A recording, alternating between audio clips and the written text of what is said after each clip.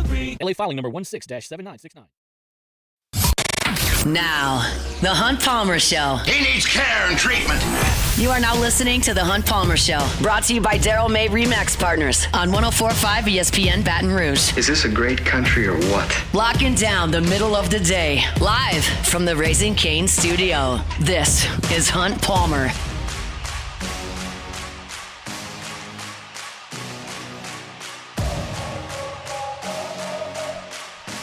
Welcome in. Hunt Palmer coming to you from the Raising Cane studio downtown in the capital city on this Tuesday. Hope your work week's off to a good start. Appreciate you hanging out with us here on 104.5 ESPN Baton Rouge.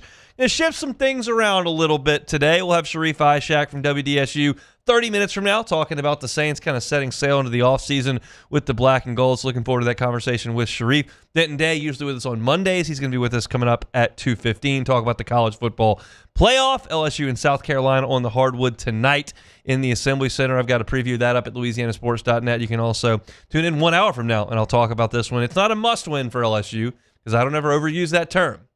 It's a really, really, really need to win for LSU tonight in the PMAC against South Carolina. We'll talk about it. I want to talk about the transfer portal, obviously, to start things, and then I want to talk a little bit more about what's gone on in the last, call it 6 days. So let's crank this up with Portal Editions the way we start every day. Welcome to the big league. It's time for Hunt's Opening Drive, presented by Fabry Chevrolet GMC in St. Francisville.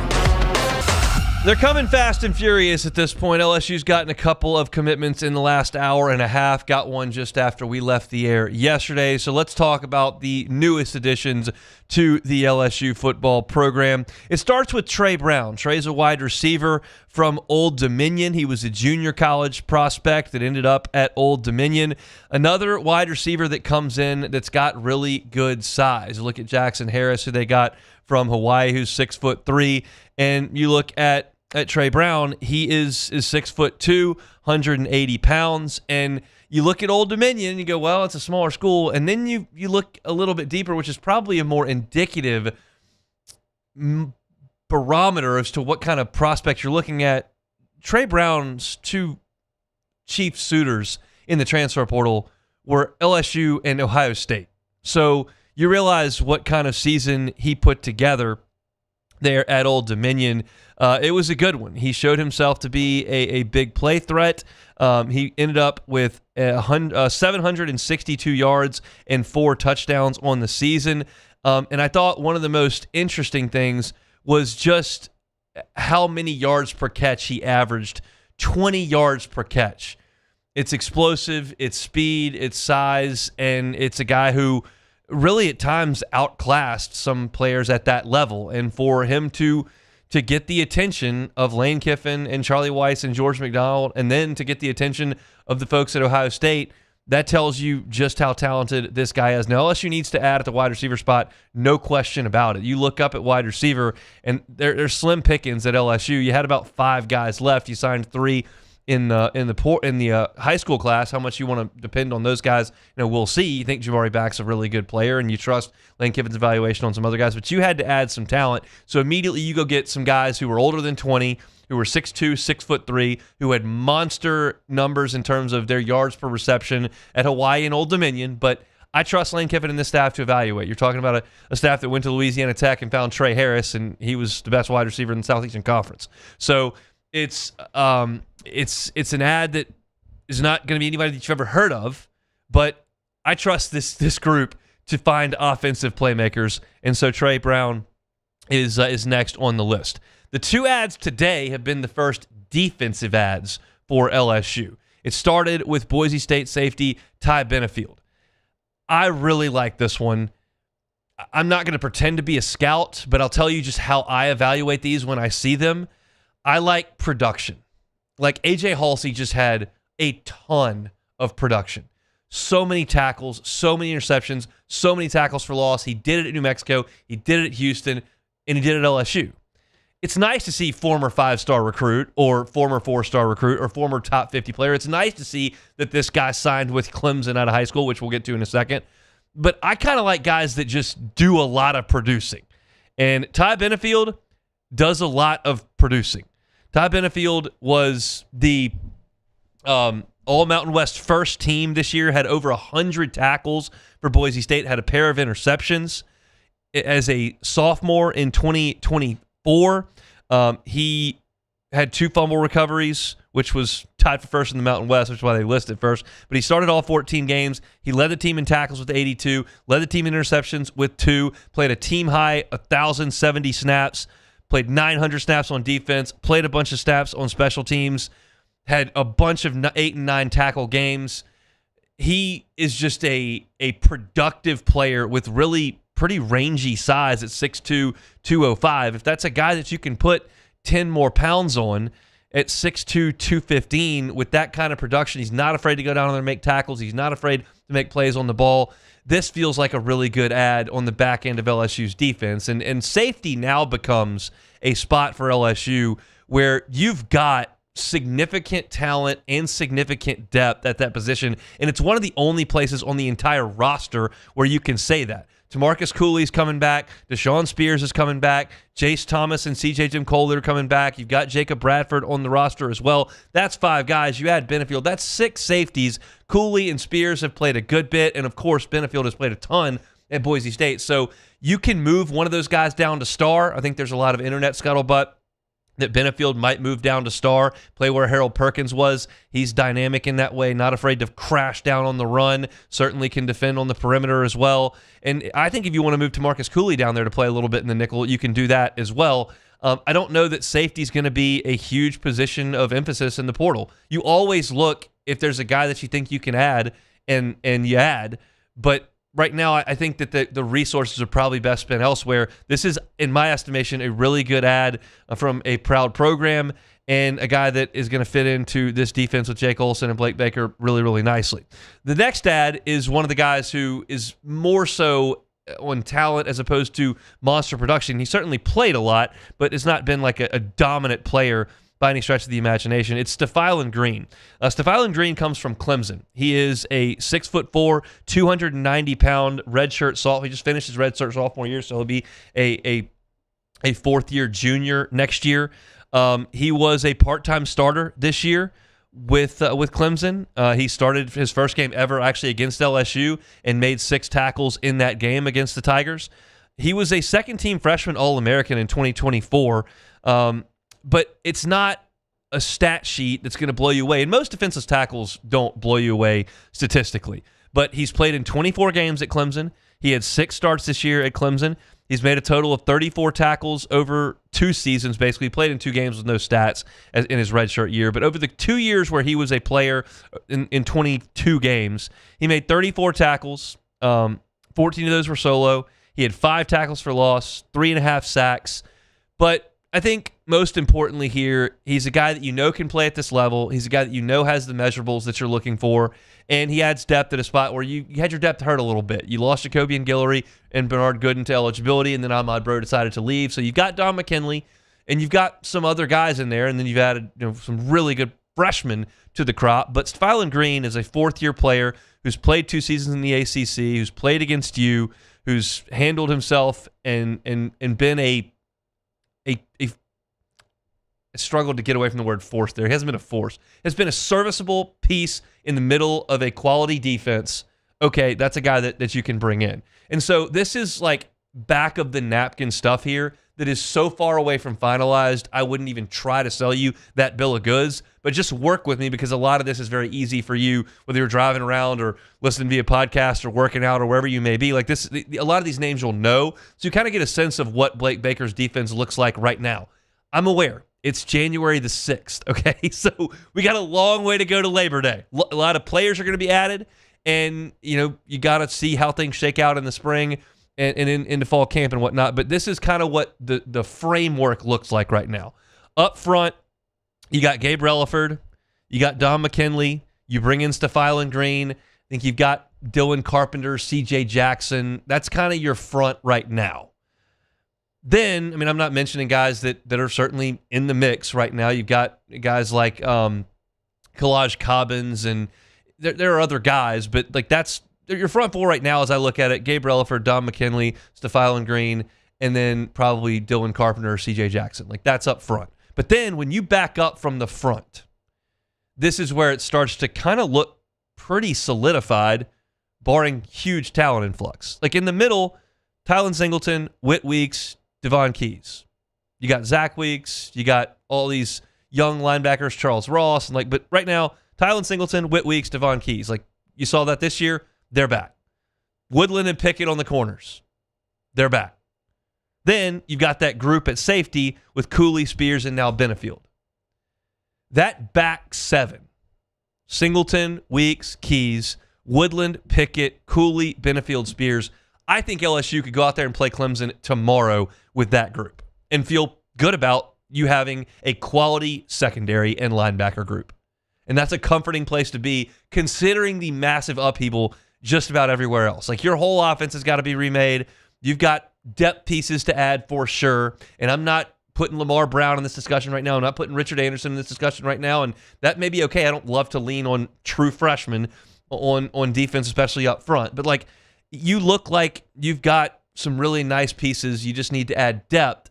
You got to add more on the defensive front for sure.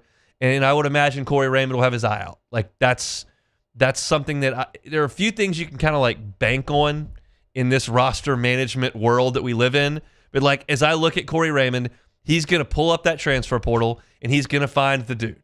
And then he'll call the dude and say, hey, dude, here's where the dudes come play where the dudes come. And I just feel like that'll happen.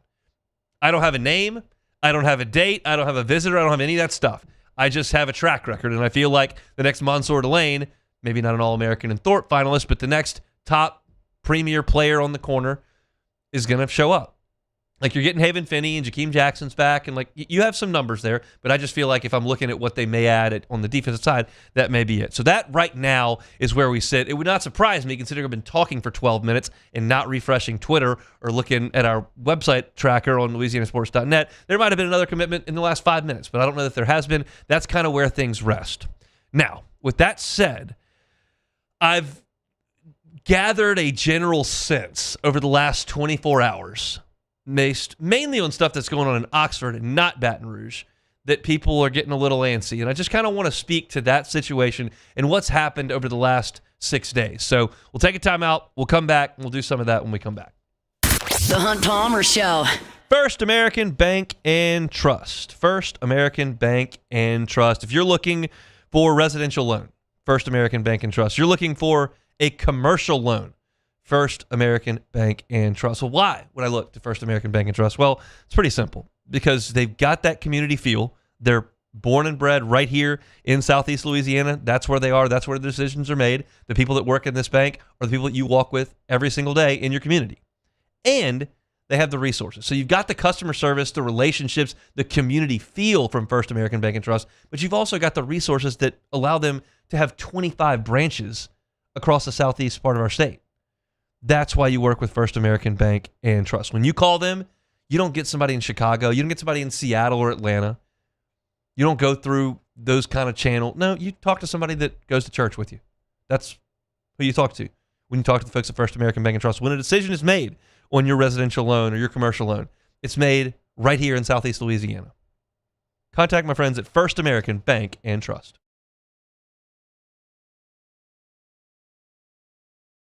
Transform your living space with Lacoste & Young Remodeling and take your home from outdated to outstanding. Redefine your kitchen for the ultimate culinary experience, or elevate your daily routine with a spa-worthy bathroom retreat. Our skilled team brings 3D modeling to life to ensure your vision becomes a reality. We believe luxury should be accessible and offer tailored solutions to fit your budget without compromising quality. So contact us today for a free estimate. Lacoste & Young Remodeling, providing perfect solutions for your dream home.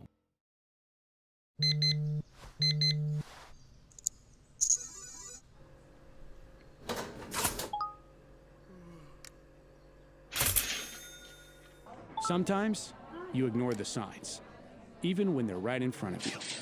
Problem gambling isn't always easy to spot. Know the signs, set your limit. Learn more about healthy gambling habits by visiting us online, or text or call for free, confidential help now. Most roofers just replace your shingles.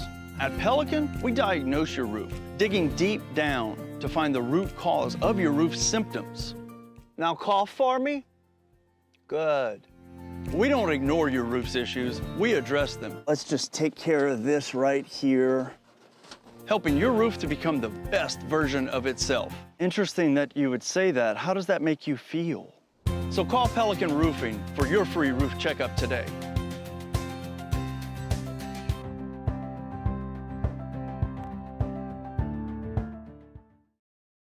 At Bayou Automotive, we believe in a sales process that puts you first. We want you to experience an easy purchase with clear pricing and great service. Let Bayou Ford and Bayou Chrysler Dodge Jeep Ram be your trusted partners in finding your perfect vehicle. The crew at Bayou Automotive is going to do right by you.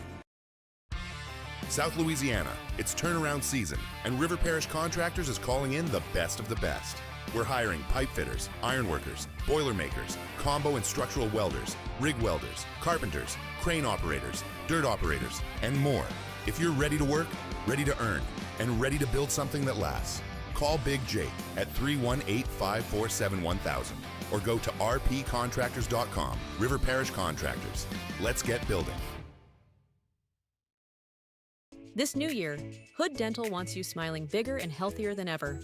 New patients can get a healthy gums cleaning for just $89, plus a free exam and full mouth x-rays, a $376 value. With over 3,000 5-star Google reviews, 5 local locations, and easy online scheduling with same-day care, Hood Dental makes it simple to get started. And for January only, save 15% up to $150 on restorative treatment. Schedule today at hooddentalcare.com. You're listening to The Hunt Palmer Show on 104.5 ESPN, Baton Rouge.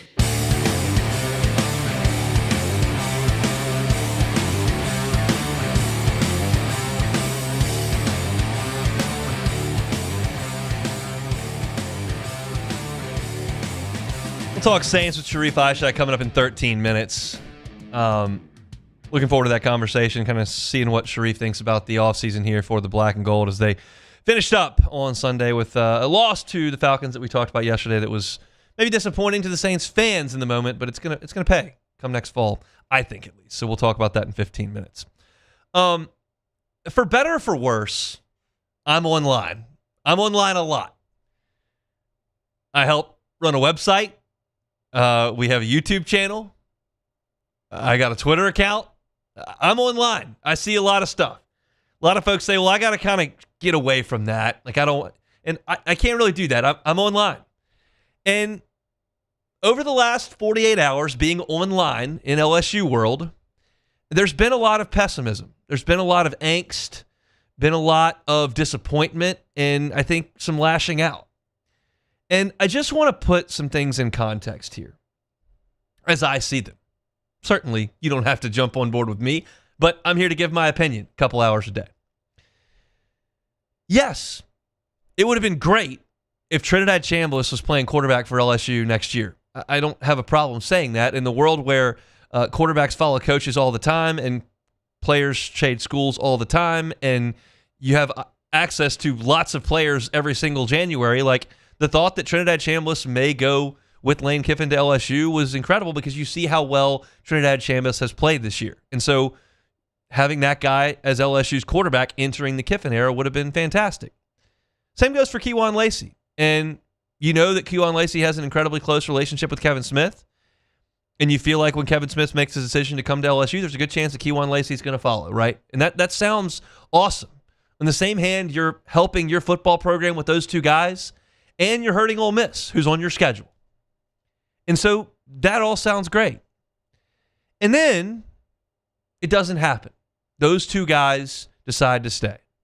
And if you want to look at that, just kind of lay it out sequentially, it makes a lot of sense. Look, these guys just took the field in the Superdome and won the biggest modern game in the history of Ole Miss football. I was in the Dome that night.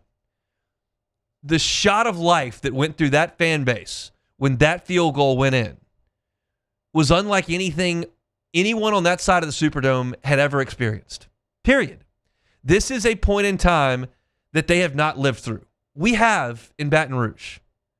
We will not feel like that again in football or baseball for decades, if ever. Basketball here, we could sense that, but not football or baseball. And they're sensing it right now in football. And so they're doing this and they're going on this run and the portal's open, but LSU can't negotiate with them because they're with the team and the collective over there can, and they got that thing worked out. And hey, why go through the best season in the history of Ole Miss football and then immediately become the villain at the place that has brought so much joy to so many people? Like, it makes sense that they would stay. I get it. And I understand why LSU fans are ticked off. And I think it's reasonable. I can't present it as fact, but it's reasonable to suggest if Ole Miss loses that game to Georgia by 18 points, that a lot of folks transfer out. Because, okay, we went to 11-1, awesome. Okay, we beat Tulane, who stinks, great, whatever. And then we lost to Georgia. We're the same as we always were. Okay, whatever. And then maybe some guys transfer out. Maybe not, but probably so. But they didn't. They beat Georgia. They've got a chance to win a national championship. So they're going to focus on that. And it makes sense that the Ole Miss folks who are experiencing this, that they've never experienced before, are going to open up their checkbooks like they never have before. They are on a high right now in Oxford, Mississippi. And they're not just going to let everybody come in and raid that on cue. So it all makes sense if you just step back. Now, let me present the purple and gold side of this. Let me present the LSU side of this, because I think this gets lost in a tweet that says Kejuan Lacey's not coming to LSU for one season of football. When Lane Kiffin left Ole Miss to come to LSU, an era started. Okay? The 2026 season is just one of the seasons. Now, it may be the only season. There may be 14 seasons. I don't know. But this is one season where Trinidad Shambles will not be your quarterback and Kejuan Lacey will not be your running back. You're going to have Harlem Berry at running back, who's a 5-star, the former number 1 running back in the country. And I think you're going to have Sam Levitt as your quarterback. I promise you, the era has not been derailed because 2 kids who play football for Ole Miss decided to keep playing football for Ole Miss. I promise it is not going to derail the era. And everyone's saying, well, I thought Lane Kiffin was the portal king. Like, where are the commitments? You got what? You got a wide receiver from Old Dominion and one from Hawaii? That's it? I thought this guy was the portal king. It's been 3 days. Like, it's been 3 days. You don't sign 30 kids in 30 hours, okay? And even so, this is the first year. Nothing that has happened over the last 72 hours is going to make or break LSU football. You broke it Halloween weekend when you fired the coach and the athletic director and said, okay, we got to put this all back together again. And then you hired the guy to put it back together. Not the 2026 team specifically, the program. So what did he do? He hired his Ole Miss staff on offense that have been prolific in Oxford. He kept the defensive coordinator who's revamped the LSU defense and his staff that has a lot of skins on the wall. And then a lot of guys left. Some of them probably left because they liked their old position coach. Some of them probably left because they just wanted to see if there was more NIL money available. Some of them were probably told to leave. But a lot of guys left. And now they have to sign a lot of guys. And it's going to take some time. Ole Miss is not putting LSU in a body bag, I promise. The head coach that helped build Ole Miss to the greatest heights it's ever seen is currently in Baton Rouge, okay? I promise LSU's not in a body bag. And 2 kids who are damn good football players, who I would have loved to see in purple and gold and not in blue and red, decided not to be there. Guess what? This time next year, neither one will be in Oxford either.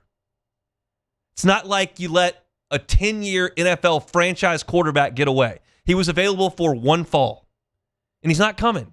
It's not the end of the world. So if you're an LSU fan who is losing his or her mind because you had 2 commits after a couple of days, and you see Ole Miss is getting kids from there, and Alabama's getting kids from there, and Ohio State's getting kids from there. What are we doing? And what is Lane Kiffin doing?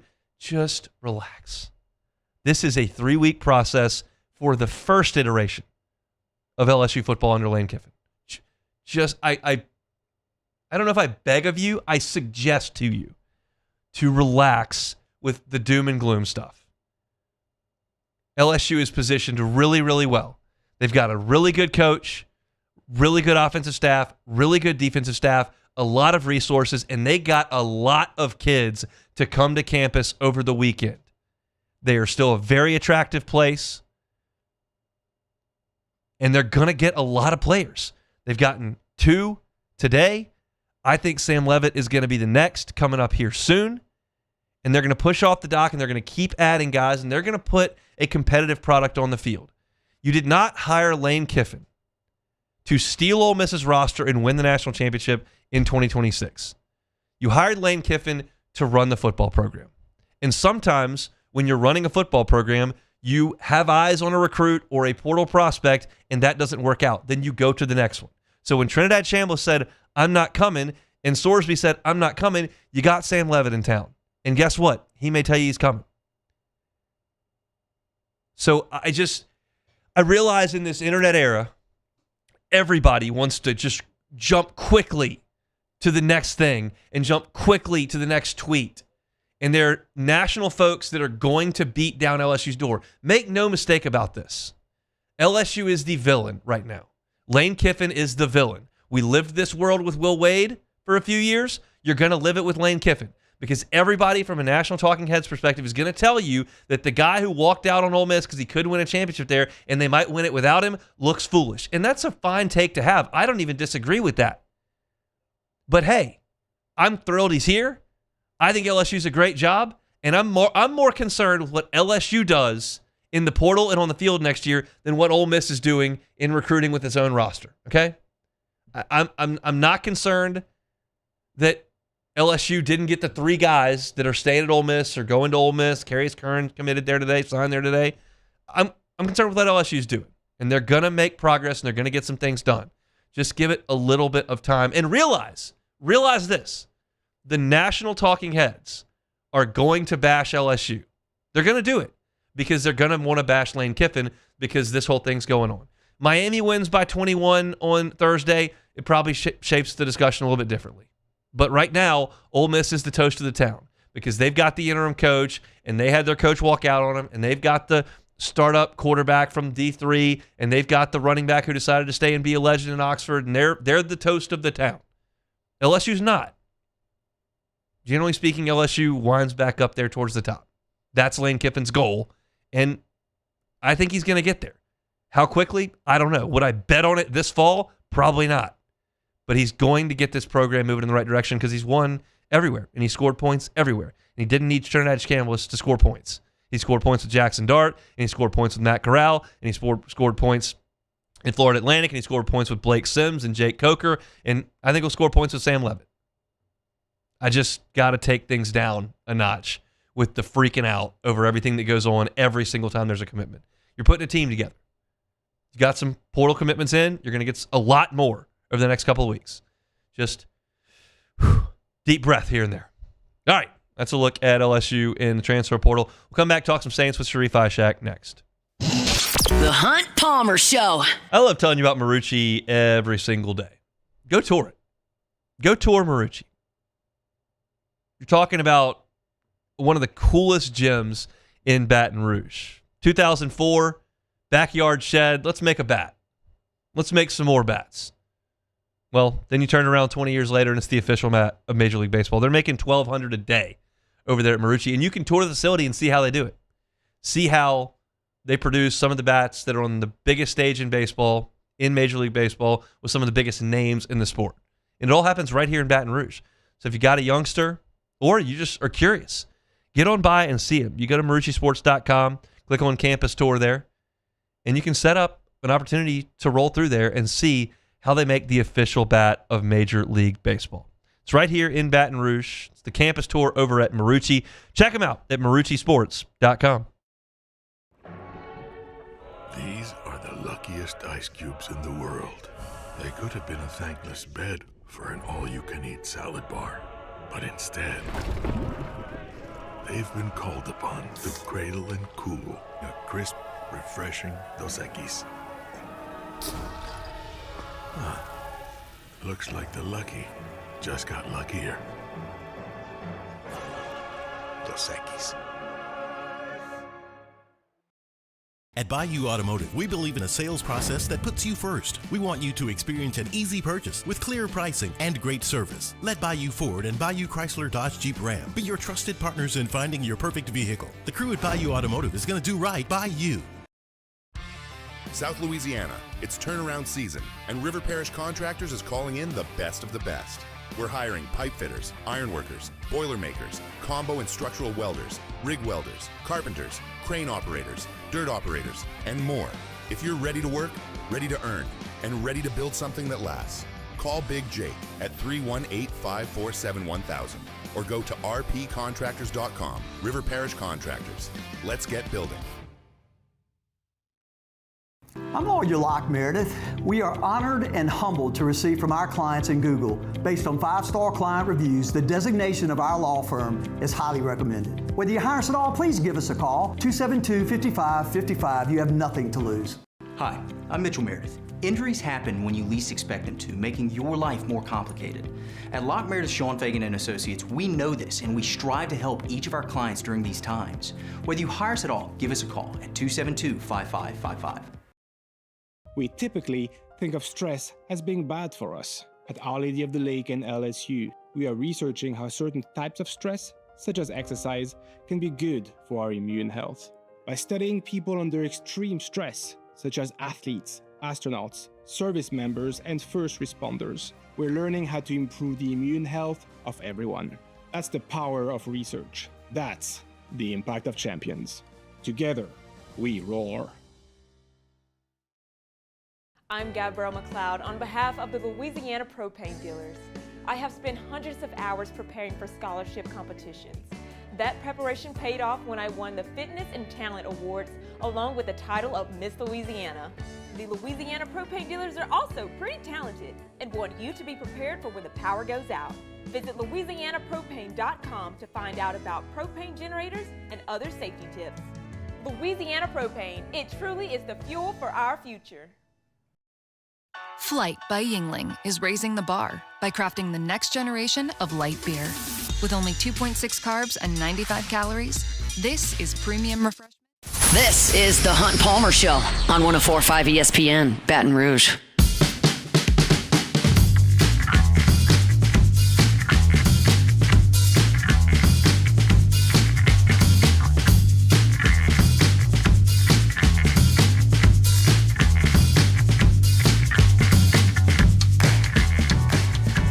Tigers in South Carolina tonight on the hardwood. Big one for LSU after a loss at Texas A&M. South Carolina might be the worst team in the SEC. We'll talk about it in 30 minutes to preview that one. 6 o'clock tip from the Maravich Center tonight. Let's talk some Saints. Sharif Ishak, WDSU, down in New Orleans. Good enough to give us a little time here on this Tuesday. Sharif, how we doing? I'm good. My mouth is in place. I have all my teeth, so I'm good. I'm glad to hear both of those things. That's very encouraging. I want to talk about the defense as we get into the offseason here with the Saints. Who was the most encouraging young player you saw on this Saints defense in 2025? I feel like it depends on what you classify as young, Hunt. Do you classify Chase Young as young? Because if that's the case, then he'd be in the conversation. Because technically he's only in his, 6th year, so he's a young veteran. Maybe you can classify him as a very upside player, but I'm going to consider him a young veteran. So in terms of young players, man, I mean, I'm just thinking about it. I mean, I do really like Quincy Riley a lot. I like Quincy a lot, man. I think there's so much potential with he and as well as Jonas Sanker. Those are probably the two that came to the forefront so quickly. As the Saints look to kind of overhaul things and spend some money, I think a lot of that focus has got to go on the offense. But how comfortable are you with Sanker in the back end, with Reed in the back end, with Riley and Alontae Taylor and Kool-Aid? Like, how do you feel that all works together at the safety spot and the corner spot? Well, it's going to be interesting to see because you mentioned Alontae's name. He's a free agent, right? So let's see if they bring him back. What's the price point on bringing Alontae back? Because I think that it's going to cost them a little bit of money to bring him back, and I think they've been working on that contract for 2 training camps, and they haven't been able to get anything nailed down. So that's going to be an interesting one there. But I mean, Hunt, I still think they would be good to add another cornerback. To me, that's just my opinion. I think they need to have some depth back there. I'm not saying a superstar, but it'd be good to have another young player that they can throw back there, young player, young veteran. I still think they can use a little bit back there in terms of that secondary. I'm okay with linebacker. I'm okay with it for now. Does Danny Stutzman's role grow?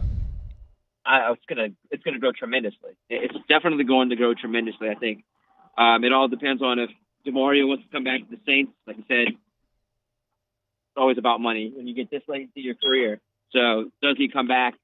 I mean, I'd be surprised if he or Cam don't come back. To be honest with you, and finish their careers here because everything's trending in the right direction. I like the defensive line. I mean, they really amped it up a whole bunch as the season closed out. So it doesn't ever hurt to add another player in the secondary. I think it would benefit them to add another player at cornerback or slot corner, just to have depth. I mean, you know how injuries happen to this team, but I'd be more comfortable if they added another a cornerback in that secondary. How much credit do you give Brandon Staley for what you saw from this Saints defense? Because it kind of bottomed out last year at the end of Dennis Allen's time, and then once he was fired as well. And then with not a ton of new players, some, but not a ton, they were significantly better. Oh, way better, Hunt. I mean, way better. I mean, you thought that they were going to bottom out even more with Brandon Staley because of the pieces you gave him, but he molded those young players and molded some of those young veterans in pieces and made them better. And that's been the best part of Brandon Staley and how he connects to those players and how they all bought in and how he just got them in the right place and took advantage of it. He and his staff did a really good job this year, Hunt, and getting those players in much better than the worst ranked defense in the NFL. They're going to finish top 10 in the NFL. I mean, that's outstanding. Not to allow a 300-yard passer the entire season. I think they finished 5th in passing defense. That's pretty good. I think they finished 9th in scoring. That just says that the job that Brandon Staley did was just amazing. Just amazing considering where they were last year at this time. You mentioned DeMario and Cam, and I think that's where the discussion's got to go next, a little bit deeper. What's the entirety of that situation, and how do you feel about those guys, and what kind of investment the Saints should put into them if they decide to put any investment at all? You know, I understand the logic of you need to get your young players more playing time. By signing them, that kind of hampers them. But which young players are behind Cam Jordan? There really aren't many. It's good to keep the continuity with a player who's still got gas left in his tank, who's productive, and who's a leader on and off the field. And the same with DeMario Davis. As you can get him for a nice 1 year, maybe 2 year contracts that aren't really that could be kind of front loaded and they don't hurt you long term. That's fine. If you go 2 for 12 and $8 million up front, I'm good with it. I mean, you need to continue having those veterans as your young players continue to develop that are actually on the team. So I'm good with it. I'm good with those guys because they've been productive. If they weren't productive, I'd be like, you know what? Thanks for your time. You guys have done a lot of great on and off the field here. Maybe just go see what they have out there. I guarantee you that the Saints may say, regardless, they may say, hey, go see what there is out there and come back to us. I can see that. But I also, just talking to Cam yesterday, it feels like he doesn't want to go anywhere. And the same with DeMario. He did say, I don't know what the next chapter is going to bring in terms of DeMario, but Cam said he had a discussion with his wife on a flight back after the Atlanta game. She gave him the green light to play, to keep playing. And he doesn't want to be anywhere else. He has said that a million times. And what a season. I mean, guy found the fountain of youth. She had a double-digit sack season. I would have bet a lot of nickels against that for sure. All right, I guess we'll switch over to the offense for a couple minutes here. We know about Shuck, and we know that they've got to add a wide receiver and get healthier. Where are you on the offensive line right now for the Saints team? Because that's obviously got to improve as well, and you've got a lot of young players that you've invested in there. Yeah, I mean, I feel like it's always a topic of discussion is keeping that line healthy, and Shuck was scrambling around for his life in these last few games, making it work, but he made it work. I understand that, that's why you need these types of quarterbacks in today's game, just because you never know what you're going to have with the offensive line. My biggest question mark is Eric McCoy. Can he avoid having a catastrophic injury? That's back-to-back seasons where he's missed a ton of games because of one injury. do they start looking for a future, center, someone backup center? They have Luke Fortner, but do they feel comfortable with Luke Fortner behind Eric McCoy?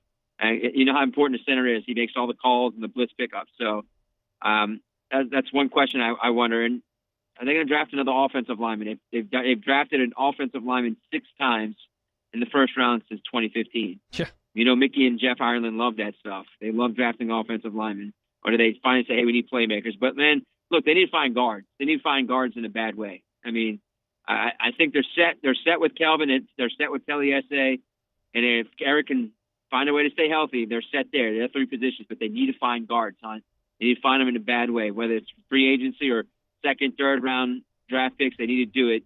I think free agency is going to be like the route to go in terms of a guard, even though this draft has some depth at guard, but I think free agency would suit them best to bring in somebody that would have some experience that will help out Tyler Shuck. All right, kind of last thing on this season, then we'll fully be in the offseason, and it relates to the division as a whole. The thought was that, hey, Atlanta's going to take a step forward this year with Penix. Hey, Baker and Tampa are really towards the top of the NFC, and neither one of those happened. And Carolina won the division, and I don't think anybody thinks that's a world beater, and they got to make a decision with Bryce Young. So, does the state of the division give you confidence in where the Saints stand right now? Yeah, and you could argue that Tyler Shuck might be the best quarterback in the division. I know some people are going to be like, you're crazy. It's only 9 games, and he didn't play against the tough part of the schedule. But I'm just basing it off potential, and his potential seems much better than Baker Mayfield, Bryce Young, and whoever in the world the Atlanta Falcons are going to throw out there next year at their next head coach. So I like it. I mean, the division is a mess. It's up for grabs every single year. It's going to be a mess moving forward. If all these teams are keeping these players together, you feel like, all right, well, the Saints, they're young, they're rebuilding, and it feels like, oh, man, I know it was 6-11, but it feels like the confidence and optimism is there because of what you saw in the back half of the season, and you have a lot of these good young players and young veterans to build upon with. So I think that it's going to be up for grabs, and I think another good draft and some solid pickups in free agency, and they're going to be in it to win it. And this schedule next year is, well, basing it off like this year's teams, 9 teams with a losing record and only 4 teams in the playoffs, and one of those teams is an 8-9 division winner. So it's going to be up for grabs. It's going to be up for grabs, but it all depends on how they take care of their offseason with this offense, because this offense could use some playmakers. Did the Saints have a successful season in 2025? I do. I picked them to go 5-12 this year, and I don't know what the prediction I want to give yet, obviously, but I think it's going to be at least 3 more wins next year. That would be good, and that puts you closer to the playoffs, maybe even better than that. We hope so. There's certainly a renewed sense of optimism, which we desperately needed after the last 15 months or so. So we appreciate it, Sarif. We'll talk next week. All right, Hunt, you can answer this question as we hang up. Okay. Are we going to have a quarterback by the end of the day? Yes, I believe so. Okay. All right. That's my next segment, so we'll do that when we come back. That's Sarif Ishak from WDSU. I want to remind you about our friends at Fabry Chevrolet DMC, Highway 61 in St. Francisville. It's under new ownership now. Building's been there, been a car dealership, but now the Fabry family in charge there of Chevrolet GMC, and so excited to be a part of that community. If you're in St. Francisville, stop on by and say hey. If you're in Baton Rouge and looking for a Chevy, looking for a GMC, whether it's new or pre-owned, you can stop by Fabry Chevrolet GMC. Fabry family's been in business in the Baton Rouge area for 35 years. This is just their next venture over at Chevrolet GMC on Highway 61 in St. Francisville. Looking for a Tahoe, Silverado, Suburban, Chevy side, they got you covered. Sierra, Yukon, Denali, find that on the GMC side as well. You can find the entire inventory at FabryChevrolet.com, so I invite you to head over there and check that out. If you want to go see it in person, make that short drive over to St. Francisville. Every time you deal with a Fabry family, you're going to deal with a family that's got incredible history of customer service, a great relationship with the community, and is going to do everything they can to make your experience as pleasant as possible. So go by and see them in St. Francisville, Highway 61. It's Fabry Chevrolet GMC. All right, Sam Levitt, let's talk about it. When we come back, we will. The Hunt Palmer Show. Highland Insurance Group, HighlandIG.com is that website. Captives. It's a new year. If you're looking for some different creative solutions to your insurance program, a captive may be that solution. If you're a business owner, you've never seen what a captive looks like or understood how a captive functions, maybe your current broker doesn't have access to a captive. Maybe your current broker doesn't have an understanding of a captive. That's not the case at Highland Insurance Group. Jonathan Carbo and his team are phenomenal when it comes to handling captives, getting fits, and getting clients into captives. And it can absolutely be a game changer on the risk management side financially. Because if you've got great loss history, you've got great risk management, you may be a fit. So call the Highland Insurance Group. Check them out online at highlandig.com. Say, hey, I heard Hunt talking about captives. I'm not real sure about it, but I'd like to sit down and talk about it. The team at the Highland Insurance Group would be happy to do that with you. They're here in Baton Rouge. They can help you out statewide. Just call Jonathan Carbo and his team at the Highland Insurance Group. Find them online at highlandig.com. Looking for the ultimate game day experience? Come to the Queen Casino in Baton Rouge. Wall-to-wall TVs mean you'll see every touchdown in HD. Place your bets and feel the thrill of every play with our DraftKings Sportsbook. The Queen Casino, where every moment is a win. At Bayou Automotive, we believe in a sales process that puts you first. We want you to experience an easy purchase with clear pricing and great service. Let Bayou Ford and Bayou Chrysler Dodge Jeep Ram be your trusted partners in finding your perfect vehicle. The crew at Bayou Automotive is going to do right by you. I'm lawyer Collins Locke Meredith. Among the most important factors to consider when you're hiring an injury attorney is trust. You trust your attorney will put your interest first, treat you with respect, fairness, and honesty. You trust them to be there for you when you need them. At Locke Meredith, Sean Fagan and Associates, thousands of clients have trusted us to represent them, and for good reasons. Please visit us at LockeMeredith.com to learn more, and whether you hire us at all, give us a call at 272-5555. You have nothing to lose. These are the luckiest ice cubes in the world. They could have been a thankless bed for an all-you-can-eat salad bar. But instead, they've been called upon to cradle and cool a crisp, refreshing Dos Equis.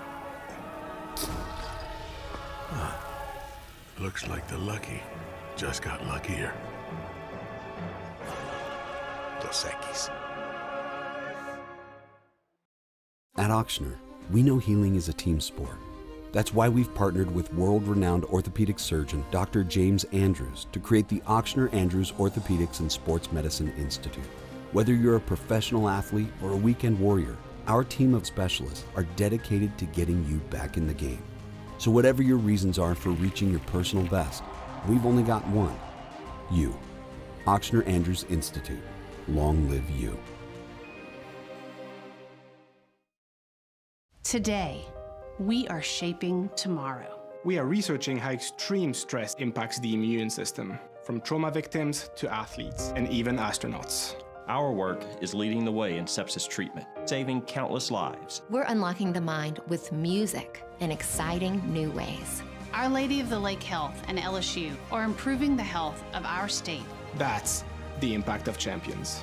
Imagine the impact we'll have on the future. Together, we roar.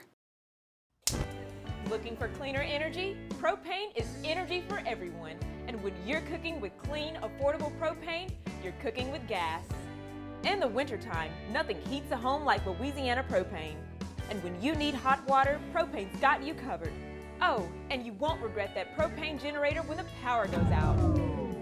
I'm Miss Louisiana, Gabrielle McLeod, and to find more information... You're listening to The Hunt Palmer Show on 104.5 ESPN, Baton Rouge.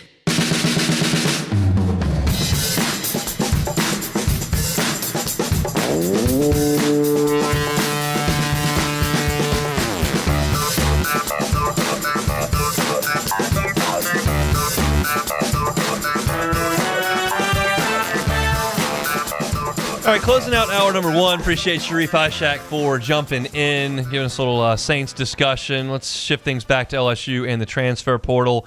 The two additions from today, LSU picked up a safety commitment from Boise State named Ty Benefield. Ty Benefield been a really productive player at Boise State for the last couple of seasons. Over 100 tackles this year, couple of interceptions, and is a guy with a 6'2" frame that can really fit into the back end of LSU's defense. And then you add in Stephylan Green, who is a defensive tackle from Clemson, 6'4", 290, started 6 games for Clemson this year on the defensive line, started against LSU, had 6 tackles in that game. So those are the 2 additions today thus far. I would expect there will be more today. The question is, will one of those additions be Sam Leavitt, quarterback from Arizona State? With the understanding that nothing is for sure, with the understanding that things change, with the understanding that there are agents involved in other schools that can pick up the phone and dollar amounts can change all the time, I'm not rubber stamping anything here. But it would surprise me if Sam Leavitt was not an LSU Tiger. It would surprise me. Would it stun me? Would it shock me? It would not. It would surprise me if Sam Leavitt was not an LSU Tiger. Leavitt got to Baton Rouge yesterday. He was entertained by the staff last night, still on campus today, and going through everything. And it's apparent that this is LSU's number 1 target at the quarterback position. Trinidad Chambliss obviously was going to be someone that LSU was extremely interested in for obvious reasons. Then you had Brendan Sorsby, who was very much being courted by LSU, and Texas Tech stepped up there. Had a little built-in advantage with the girlfriend there on the volleyball team, but also tossed $5 million his way, so that's where he'll land. And at this point, you start to look around the transfer portal, and you realize that Leavitt looks to be the best prospect there. Now, you never know. There's always a Trinidad Chambliss that pops up out of nowhere, a Diego Pavia that pops up out of nowhere, a guy from off the radar that shows up that stars. Like, that happens all the time. But if you're looking for the most proven commodity on the board, Leavitt is it. And I will not go through this segment burying the Liz Frank surgery, because that's an important aspect to this. That is a significant risk. It's a significant downside to Sam Leavitt coming to LSU if that does come to pass, because he's not going to be able to practice until the end of the summer. That's a big deal. But when you watch Sam Leavitt's tape, and then you have watched Lane Kiffin offenses really for a decade, if you're a college football fan, watching him at Ole Miss for the 6 years, and then you paid attention at Alabama for 3, like, you've seen him operate an offense for about 10 years, and you know what he asks his quarterbacks to do. And you know that there's a lot of quick passes. You know that there's a lot of read option stuff. You know that there's a lot of taking shots. And you know that the quarterback's asked to run a little bit. And Leavitt does all of that really well. Is he a perfect quarterback? No. Am I calling him Jaden Daniels or Joe Burrow? No. Do I think in Lane Kiffin's offense, given an adequate amount of weapons, that Sam Leavitt could be really dynamic in what LSU does if he is healthy the way that he has been at Arizona State for 2 years?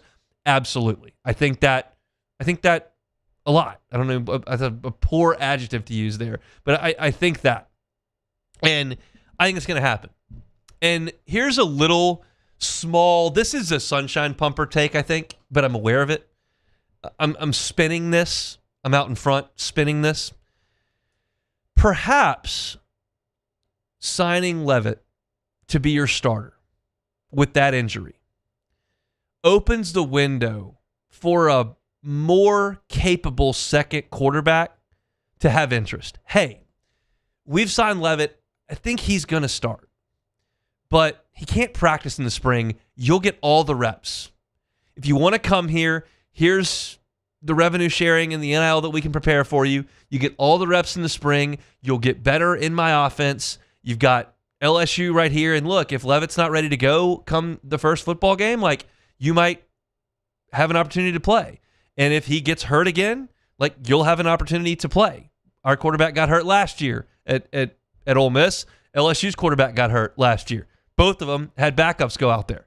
So maybe this is a bit of a sweetener for the second quarterback. Because make no mistake, you can't just sign Sam Leavitt and go, all right, got a quarterback. What? Okay, offensive line. Let's go get some more wide receivers. We need a pass rusher. You got to go get more quarterbacks, because you would have one if Leavitt came. So you have to get more. So maybe Leavitt not practicing in the spring opens the door for the next guy to get those reps, to impress the coaching staff, to improve as a player, and to potentially be lined up to be next. Now, Leavitt would have 2 years of eligibility that he could use if he wanted to. So there are complicated situations everywhere. But I'm trying to twist that a little bit maybe reaching just a little bit to get there. But it's not like a completely ridiculous thought, no. It's a lot of reps that are available that Levitt won't be able to take. So in summation, my guess, and I'm going to call it that, my guess is that Sam Levitt is committed to LSU before the end of the day today. That's my guess. If it doesn't happen, will I fall out of my chair? No. He might go visit Miami when they're done playing. Doesn't have to be in a hurry. If he wants to go visit Miami, they're going to Arizona today. So he's not going to be visiting Miami today because their coaching staff's gone. But once they get back, if he wants to go there, that wouldn't stun anybody. It's a leveraging play, negotiation play. But I think he's going to wrap things up. I don't think LSU is going to want him to go to Miami to check things out. I think they're going to want to get that deal done today, and I got a feeling like it will be. So we'll see. We'll certainly report on it on LouisianaSports.net. I got an hour and 5 minutes to go. Then Matt's got 3 hours after that. If something happens, you'll know about it here as well. So appreciate y'all for following along. We got a roster tracker on LouisianaSports.net. Stories up every time a commitment breaks and breakdowns of those players daily. All there for free on LouisianaSports.net. We'll talk some hoops when we come back. Still got more college football to talk as well. It's a Tuesday edition of the Hunt Palmer Show. The Hunt Palmer Show. Swing Easy Golf Club in Baton Rouge. SwingEasyGCBR.com. I don't know if you can play golf with a Liz Frank injury. Probably not. So maybe they didn't take Sam Levitt to Swing Easy Golf Club, but they could have because it's an awesome place to hang out. You go over to Swing Easy Golf Club, you get that private bay. You can turn the music up, watch some TV if you want, watch games. And you can go in there and hit some golf shots. You can play against your friends at famous courses from around the world on the simulator, or you can practice, work on your game. Hang out. They got a cold beer available for you. They got a seltzer available for you. They got wine available for you. They got memberships available for you. If you've always wanted a place to call your own, to go work on your golf game, to go play some golf, this may not be the traditional way that you've always thought, but they've got memberships available. They've also got corporate memberships if you want to entertain clients there and hang out. Swing Easy Golf Club is an awesome place to do that. They're on Segan, near Perkins. On Segan, near Perkins. You can find them online at swingeasygcbr.com. It's Swing Easy Golf Club right here in Baton Rouge. At Bayou Automotive, we believe in a sales process that puts you first. We want you to experience an easy purchase with clear pricing and great service. Let Bayou Ford and Bayou Chrysler Dodge Jeep Ram be your trusted partners in finding your perfect vehicle. The crew at Bayou Automotive is going to do right by you. I'm Lawyer Locke Meredith. If you're battling an insurance company because of a wreck not your fault and they're not calling you back or being fair, whether you hire us at all, give us a call, 272-5555, or email Locke Meredith, Sean Fagan and Associates. You have nothing to lose. Hello, I'm Collins Meredith. If you've been injured on the job, you likely have a workers' compensation claim, but you may also have a tort claim which opens up significant recovery rights not normally available for a work injury. If this is you, call us or come see us at Locke Meredith, Sean Fagan and Associates. After a decade of working in private duty nursing, I know how hard it can be to find compassionate care for the ones that you love the most. So I started Decision Critical, a premier concierge nursing agency, so we can take care of you wherever you are. Our highly skilled nurses provide exceptional care from the comfort of your own home with personalized packages for short-term, long-term, or even around-the-clock care. Visit us at decisioncriticalbr.com and give us a call today to get started.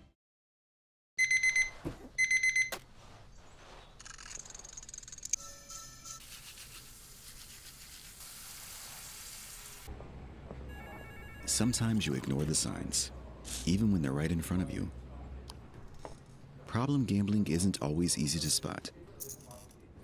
Know the signs. Set your limit. Learn more about healthy gambling habits by visiting us online or text or call for free confidential help now. Looking for cleaner energy? Propane is energy for everyone. Propane water heaters are very cost efficient, and the savings are even greater with a tankless propane water heater. We all know that Louisiana propane is a safe and environmentally friendly fuel. So why not go green while you save some green? I'm Miss Louisiana, Gabrielle McLeod, and for more information, visit louisianapropane.com.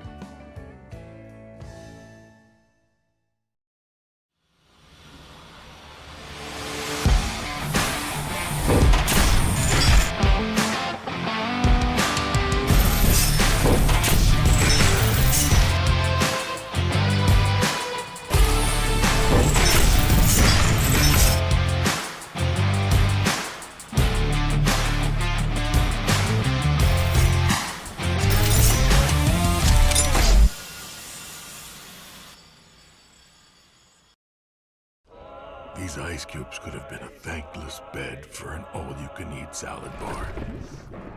But instead, they cradle and cool the crisp, refreshing Dos Equis. Nicely done, ice cubes.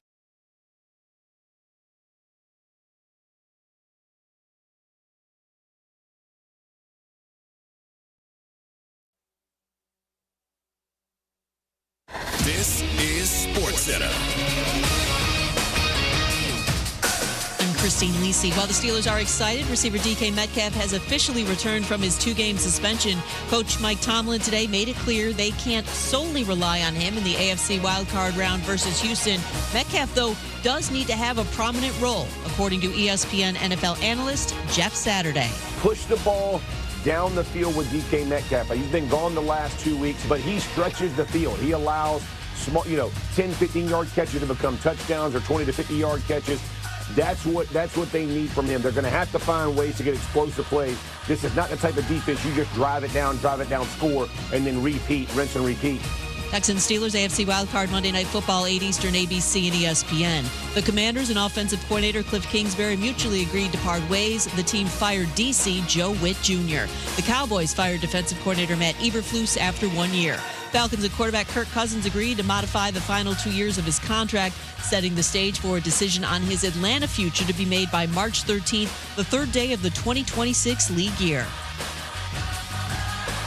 Hey, it's Michelle Smallman, and coming up Wednesday, from Cam Ward, Jackson Dart to Shedeur Sanders, we asked Mel Kiper Jr. how he would grade their performances after year one. It's on Sportsmanlike, 6 a.m. Eastern, right here on ESPN Radio, ESPN2, and ESPNU. Now, the Hunt Palmer Show. Yes! I feel like I've been waiting for this my entire life. You're listening to the Hunt Palmer Show on 104.5 ESPN Baton Rouge. Jolly good fun. Jolly good. Locking down the middle of the day. America's favorite daytime fun show. Live from the Raising Cane's studio. This is Hunt Palmer.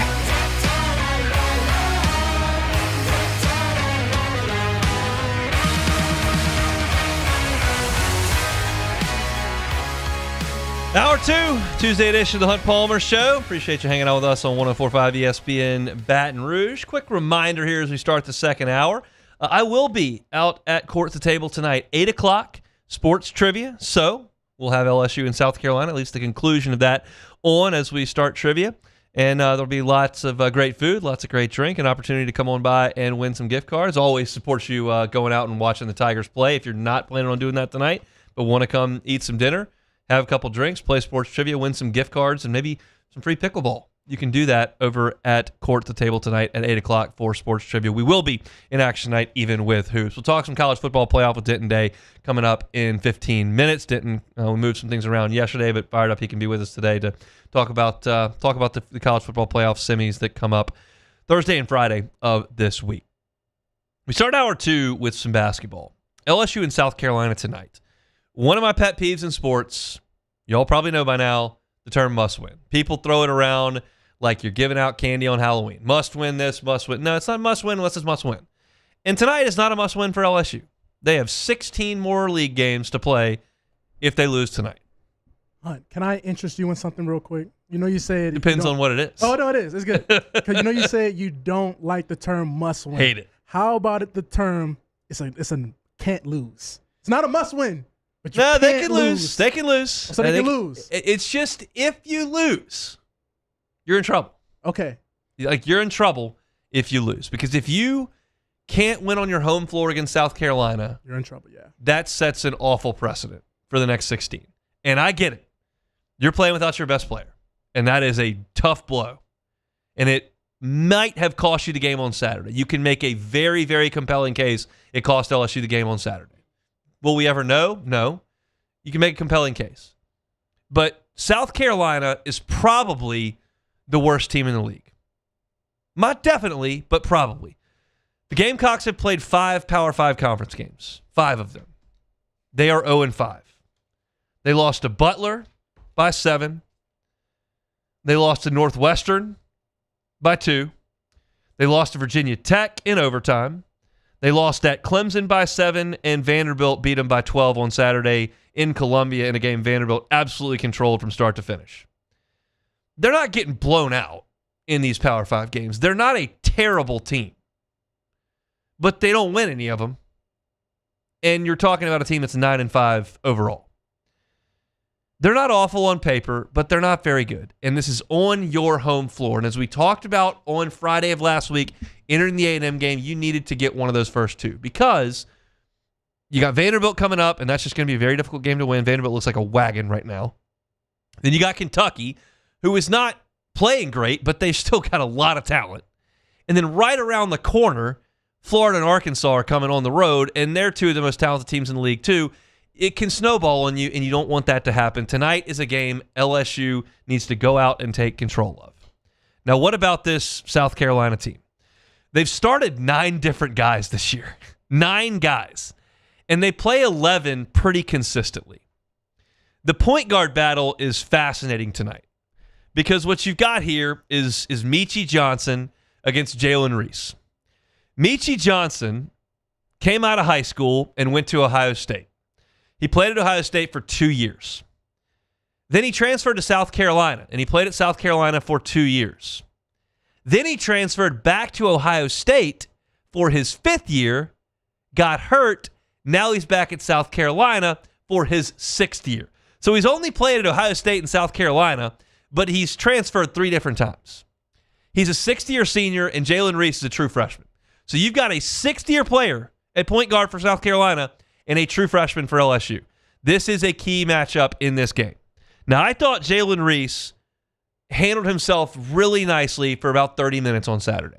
And I know that the turnovers at the end of the game will cause a lot of LSU fans to go, well, this guy's not ready. He cost us the game, and you would get upset about that. And I watched it too. I don't like the late turnovers. It swallowed him up a little bit.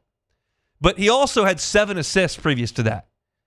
He also was hitting Mike Nwoku on pick and rolls and was penetrating a little bit against a pesky A&M defense and did some really good things when thrust into duty due to an injury. Now he's facing a 6th-year senior, and you need him to play well. Jalen Reese is not going to make 4 threes tonight. He's probably not going to make any threes tonight. But he needs to run the show, don't turn the ball over, and get your team into the offensive sets that Coach McMahon calls. Now, the good news is that South Carolina is not disruptive defensively. They are 314th in the country in steals. 314th. That is way down towards the bottom. They're 319th in blocks. So these statistics are telling me they're not very disruptive on the defensive side.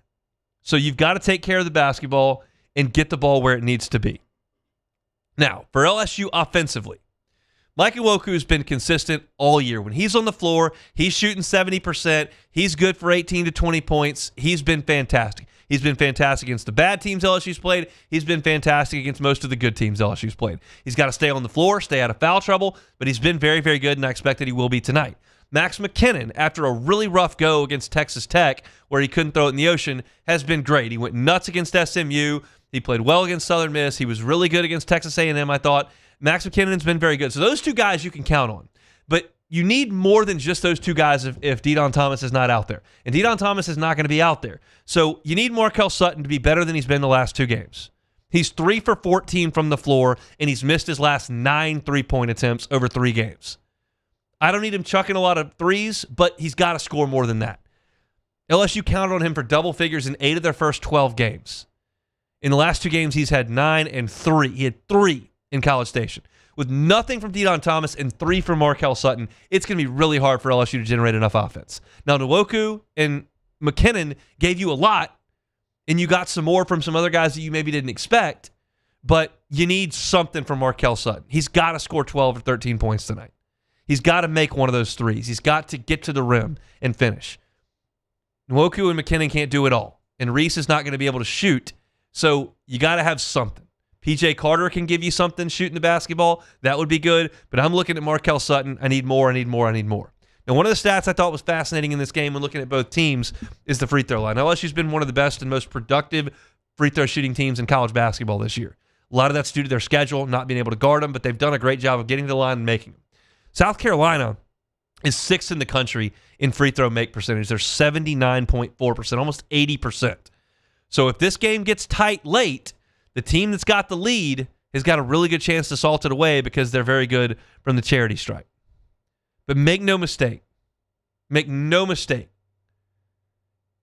I am adamant about overemphasizing individual games early in seasons. You're going to hear me dismiss early baseball losses, dismiss a baseball series loss here and there. Like, football gets a little bit more interesting because you lose your margin of error pretty quickly. But in LSU has created some margin for error with their non-conference going 12-1. You've created some margin for error. And a loss at Texas A&M right now is quad one. That's not going to hurt you losing a road game without your point guard. So I'm not here to overemphasize games. This one I am emphasizing properly. You need to win this game. South Carolina is not good. You're a 7.5-point favorite. I know you don't have your best player. I get it. You're in front of your home crowd. You got to come home, play with energy. Don't turn the ball over. Knock down some shots. Defend. It's not a good South Carolina team. Win the game. I don't care if they win it by 1 point. You do not have De'Don Thomas. If LSU had De'Don Thomas in this game, they'd be a 9-point favorite, 10-point favorite. Like, they're better than this team. I have not one time since they started this thing the first week in November suggested LSU was a top 5, top 7 SEC team. Not once. And I still don't. But they're pretty good. I think they're a middle-of-the-pack team at full strength. They're not at full strength tonight. They're better than South Carolina anyway. You have to win this game on your home floor. If you don't, I will come here tomorrow and suggest that we are a ticking time bomb. Not an exploded time bomb, a ticking time bomb. It's that important. It's just based on the schedule. Because I don't think LSU is equipped to recover from 1-5 or 1-6. I just don't. And unless you're going to go beat Kentucky at home or you're going to go on the road and beat Arkansas, like I'm struggling to get beyond 1 or 2-6. And you're just not built for that. Get this one. Get this one, get this one, get this one. You got to get De'Don Thomas healthy. We'll see if Matt McMahon gives an update tonight. The feeling is that it's not one that's going to last 3 weeks, but maybe 2. You might have to play another game or 2 without him. But once he gets back, he should be ready to go. You need Jalen Reese to play well tonight. Win the ball game. 6 o'clock. You can listen on our sister station, Eagle 98.1 at 5:30. It'll be Chris Blair and the voice of the Tigers and John Brady on the call. And I believe ESPNU is where you can watch. My preview of this game is up on LouisianaSports.net for free. Let's talk some football, college football playoff. Plus, what's the national thought on LSU and Lane Kiffin right now? We'll talk to Denton Day about it coming up next. The Hunt Palmer Show. Fabry Chevrolet GMC. Fabry Chevrolet GMC, Highway 61 in St. Francisville. Started under new ownership there on October the 1st. Fabry family's been here for 3.5 decades. You know what you're going to get. Quality customer service, a pleasant experience, and then service after that sale. They've got an incredible service department over there, and you don't have to buy a Chevy or GMC from Fabry Chevrolet GMC to go have your car serviced there. If you're in the St. Francisville area and you've got an issue with your vehicle, they will service all makes in the service department. So stop on by, see them. They're happy to help. But if you're looking to buy a new vehicle, buy a pre-owned vehicle here in the Q1 of 2026, you can do it at Fabry Chevrolet. The entire inventory is online at FabryChevrolet.com. You've got all your Chevys, all your GMCs, whether you're looking for a Sierra, Yukon, Denali, maybe you want a truck, Chevy Silverado. You can do that over at Fabry Chevrolet. Check them out online, FabryChevrolet.com, FabryChevrolet.com. South Louisiana, it's turnaround season, and River Parish Contractors is calling in the best of the best. We're hiring pipe fitters, iron workers, boiler makers, combo and structural welders, rig welders, carpenters, crane operators, dirt operators, and more. If you're ready to work, ready to earn, and ready to build something that lasts, call Big Jake at 318-547-1000 or go to rpcontractors.com. River Parish Contractors. Let's get building. These are the luckiest ice cubes in the world. They could have been a thankless bed for an all-you-can-eat salad bar, but instead, they've been called upon to cradle and cool a crisp, refreshing Dos Equis. Looks like the lucky just got luckier. Dos Equis. Hi, I'm Mitchell Meredith with Locke Meredith Sean Fagan & Associates. We take great pride in educating our clients about their rights. Whether you're injured at work or while you drive, call our office at 272-5555. Knowledge is power, and you should know your rights after an injury. Hi, I'm Sean Fagan of Lock Meredith, Sean Fagan and Associates. When insurance companies have been unfair, we've never been afraid to go to trial. Fighting hard to protect your rights, we never settle a case out of convenience. We only settle when it's right for you. Whether you hire us at all, give us a call. My father, J.B. Falgu, had a vision of growth for First American Bank and the communities we serve. The bank's foundation was built on his legacy of compassion, loyalty, and dedication. Through his years of leadership, First American has prospered to heights even J.B. could not have imagined. I know my father would be extremely proud of the customer service and financial stability that First American provides to Southeast Louisiana. We continue to thrive because of the legacy of J.B. Falgu.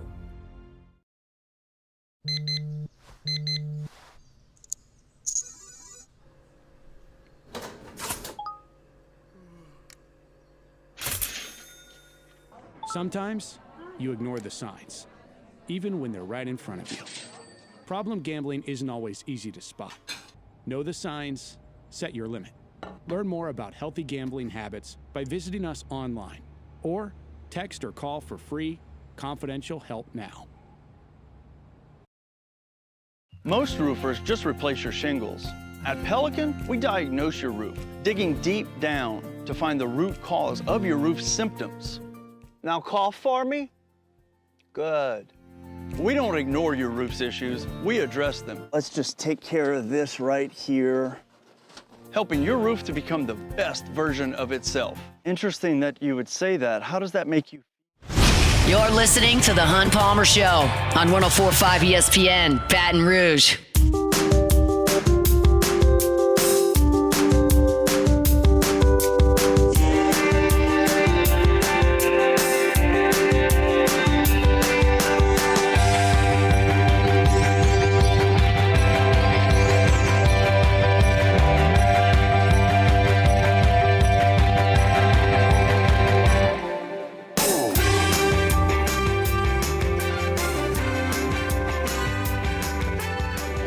Time to talk some college football playoff. Do that with our guy Denton Day, college football overtime, Sirius XM.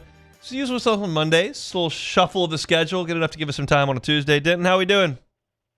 Hunt, what's up, man? We're just a day closer to the college football playoffs. So, everything's well. We certainly are. All right, I want to talk LSU briefly before we get to the college football playoff. I'm getting the sense, just based on tweets nationally and whatever, that LSU's kind of going to have to be the villain here, that Lane's the villain, that LSU's going to be the villain. We lived this with Will Wade on the basketball side of things. It's not anything new, but are you sensing nationally that Ole Miss is the darling here based on what they've quote-unquote gone through, and that LSU is going to have to kind of wear this label for a little bit? Yeah, probably. But, I mean, look, this is not the first time that Lane has been in this projected villain role. And literally all it takes is like 4 tweets where people think he's funny and he gets on the right side again. I mean, he really does have a knack for swinging the narrative based off of how people feel about him. So maybe it lasts the entire season, but odds are that someone else is going to come and do something far worse than what Lane did to Ole Miss, and they will then assume the role of villain. We'll see. All right, let's talk about the games we saw. I want to talk Georgia-Ole Miss first. What did you learn in that one? I learned that I was wrong about Gunnar Stockton. You know, I had kind of turned a corner on him because I thought he had turned a corner. And I said, oh, wow, you know, this Gunnar Stockton kid can play a little bit. Not that he was like a Stetson Bennett or any of the other quarterbacks that Georgia had recently, but I thought he could play a little bit. And to see Kirby Smart kind of get out-coached in the fourth quarter, and, you know, he was losing his mind on the sideline. And generally speaking, when Kirby is losing his mind, it's not a good thing. When he's a stone-cold killer and not losing his mind, which is what happened the first time these two teams played, that's when he's at his best. When he starts to lose it a little bit, I think Georgia they take on that personality, and then they lose it a little bit. So I was really stunned the way that Pete Golding and Ole Miss handled the fourth quarter, and how Gunnar Stockton didn't look great in the second half, and just Georgia as a team didn't seem prepared for Ole Miss to even be remotely in the game in the fourth quarter, let alone in a position to win. What do you make of Georgia's program where it is right now? They were, you know, the next Saban, Alabama, not too long ago, and now it's been a few years since they hoisted any hardware. Yeah, this is the crashing down reality that I don't know that there's ever going to be a next Alabama. What Nick Saban did was insane, and that's not supposed to happen. What we're seeing now in college football is the way that this sport is supposed to work, which is in any given year, anybody can win a championship. Now, you'll always be positioned in a better spot if you're Georgia, and I don't think that will ever change with Kirby, but they're not the team that Alabama was, where they could just consistently get the top-end quarterback, get the top-end offensive players, get the top-end defensive players. They're competing with everybody else. I think NIL has leveled the playing field a little bit with that, so they'll always be in positions to win championships, but you're not just going to cakewalk the way that it felt like in certain years Alabama was. And let's talk about I guess I'm losing track of when we last spoke. Have we talked since Alabama and Indiana played? We have not. All right, well, let's talk. Yeah, because that was right before. Okay, yeah. Tell me your thoughts on that. I mean, so I knew Indiana was going to win. If you thought that Alabama, after being a really iffy at best Oklahoma team, was going to then stand up to Indiana, you just maybe weren't watching Indiana, or in fairness, maybe you thought that this bye situation was a really big deal. And outside of Indiana, it's proven to be a really big deal. But look, man, Kirk Cignetti is a madman. Like he is the perfect kind of crazy that you want as a head coach at a program like Indiana. They just do everything well. At a really high level, they play defense. They got the Heisman quarterback in Fernando Mendoza. They don't have necessarily superstars on offense, but they have really good players on offense on the outside. And Alabama just got the benefit of, in their win against Oklahoma, a couple of special teams, mistakes by Oklahoma, and they played a quarterback that was not very trustworthy when it came to throwing the ball. Fernando Mendoza obviously was.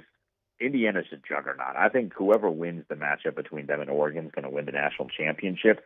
I just don't know how you can stop a team that's as good as Indiana is in all three phases.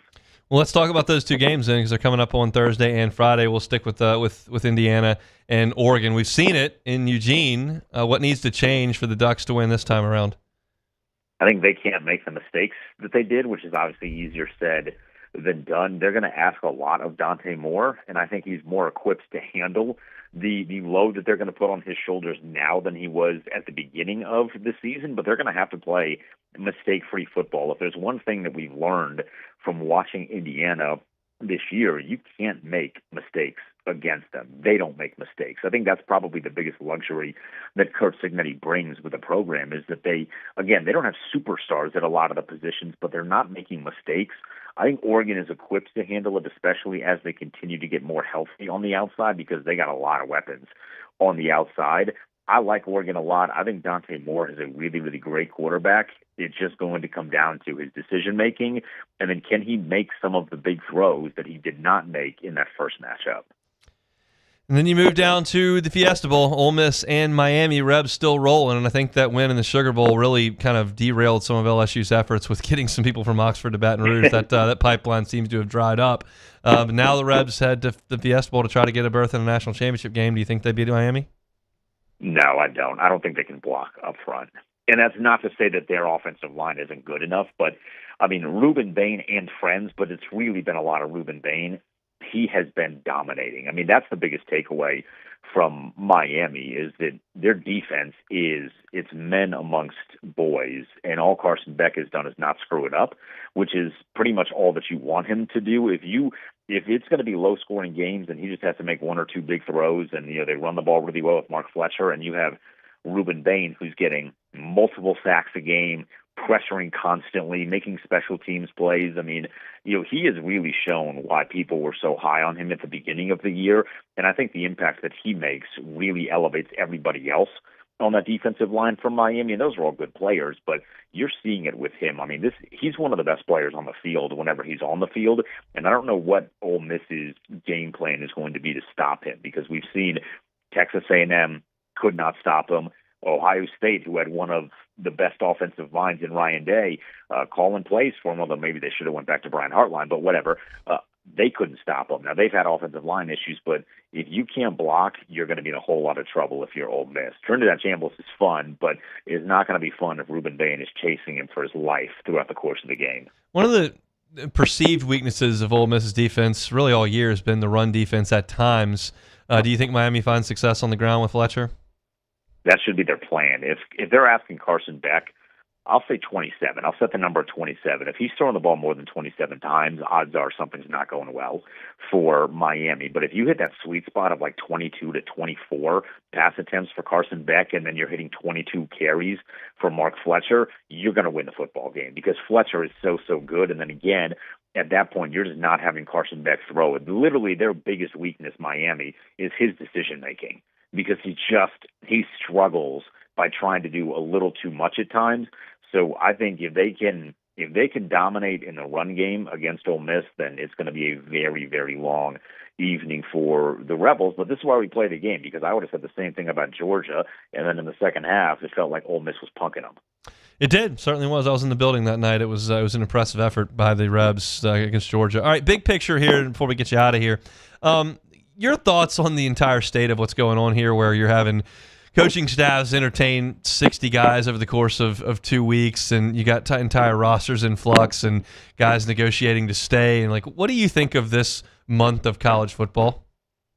It's madness. And, if you're into the madness, I think it's fun. I will tell you personally, I made the mistake this weekend I turned on some notifications for NACOS and transfer portal tracking account on Twitter, and let me tell you, my phone was dead by noon on all those days because it kept pinging, and there's so many different players, and you're getting reports that this player's interested in 4 different schools, and he's visiting this one and that one and this one. It's hard to keep track of, and I think a lot of it is there are some players that are popping up here. Like, I like to think I'm pretty knowledgeable, Hunt, but there's like some dudes that are popping up on these notifications, and I'm like, who is this? Yeah. Like, I have not seen this person, and they're getting X amount of money. It's very new still. It's very hard to keep up with, but at the end of the day, it is kind of fun, and it at least gives them storylines in what is traditionally an NFL-dominated portion of the sports calendar. So I do think at the very least, if you just care about how the headlines are going and how the attention is being paid, that college football and the transfer portal, it gives people something to pay attention to. Maybe they'll eventually balance this thing out. The problem is, if you don't get a collective bargaining agreement, we can't just pretend that these guys aren't pros for that much longer. Yeah. Like, you have to get that. Once you get that situated, then you can adjust the calendar. But because they're technically students and you have to factor that in, like, it just becomes this jumbled mess where if you're not into the weeds for a certain program, it is literally like you're being sprayed with a fire hose. It's wild, and we'll see what the results are as it all shakes out. LSU is going to be really, really busy. 2 more games before we have our national final set. We'll talk about it next week. Have a great week, Denton. Thanks, man. Hunt, appreciate it as always, my friend. Happy New Year. Happy New Year. Denton Day, SiriusXM's College Football Overtime. I've said this a couple times, and I'll reiterate.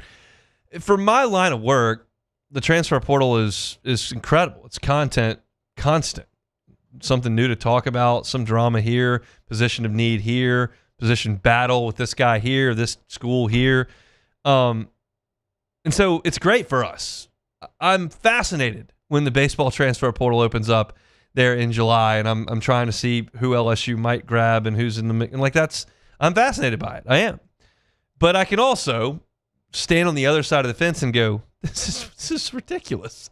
It's ridiculous for LSU to have to conduct 80 negotiations over the course of 2 weeks. It's not breaking any laws, but it's just a wild concept that I just haven't quite put my finger on. If you're a junkie for it and you love the content and you love roster management and you loved recruiting and now this is taking the place of that, like, I get it. It just is wild, but we'll keep talking about it. And if you're like Denton and you can't keep up with all the things that are happening, go to LouisianaSports.net. We've got a tracker up on the homepage. It's got all the guys that have transferred out of LSU and where they're headed. It's got all the guys that are visiting that we've confirmed to LSU. It's got all the guys that LSU has got committed or signed on there as well. So you can kind of keep track throughout the day, and we keep it up. It's live. It's free. No pop-ups, no article limits. Or you can't just view it 5 times and then you got to pay us. It's free all the time. It's right there on LouisianaSports.net. So go check that out if you're looking to keep up with the madness during portal season. Talk some more portal when we come back on Palmer Show. The Hunt Palmer Show. One Bath and Closets. OneBathAndClosets.com is the website. David Duvall and his team, 30 years redesigning and remodeling bathrooms and closets. I told you yesterday, Brian Haldane from our talk station, Talk 107.3, Mornings with Brian Haldane, got his bathroom renovated by David Duvall, One Bath and Closets. He's thrilled with the result. And it was a big project. I saw Brian show me the pictures. It was gorgeous. It looks fantastic and says it's working great. It doesn't have to be expansive and transformative like that. It can be a little bit more quote-unquote simple. If you've got an old bathtub that you don't use or a new bathtub that you don't use and you want to put a shower in, take that bathtub out, put a shower in that space. It's called a tub-to-shower conversion. And I've talked to the folks over at One Bath and Closets, David included, about this. It's like, yeah, usually 3 to 5 days. Depends on the scope, and they'll tell you, but 3 to 5 days, in and out. And it can transform your bathroom space, add value, and just make the bathroom a more enjoyable spot. It's One Bath and Closets. Get that free consultation there at the website, onebathandclosets.com. Realize that there is some opportunity for financing. 0% up to 18 months, same as cash. It's One Bath and Closets. Get that free consultation today at onebathandclosets.com. At Ochsner, we know healing is a team sport. That's why we've partnered with world-renowned orthopedic surgeon Dr. James Andrews to create the Ochsner Andrews Orthopedics and Sports Medicine Institute. Whether you're a professional athlete or a weekend warrior, our team of specialists are dedicated to getting you back in the game.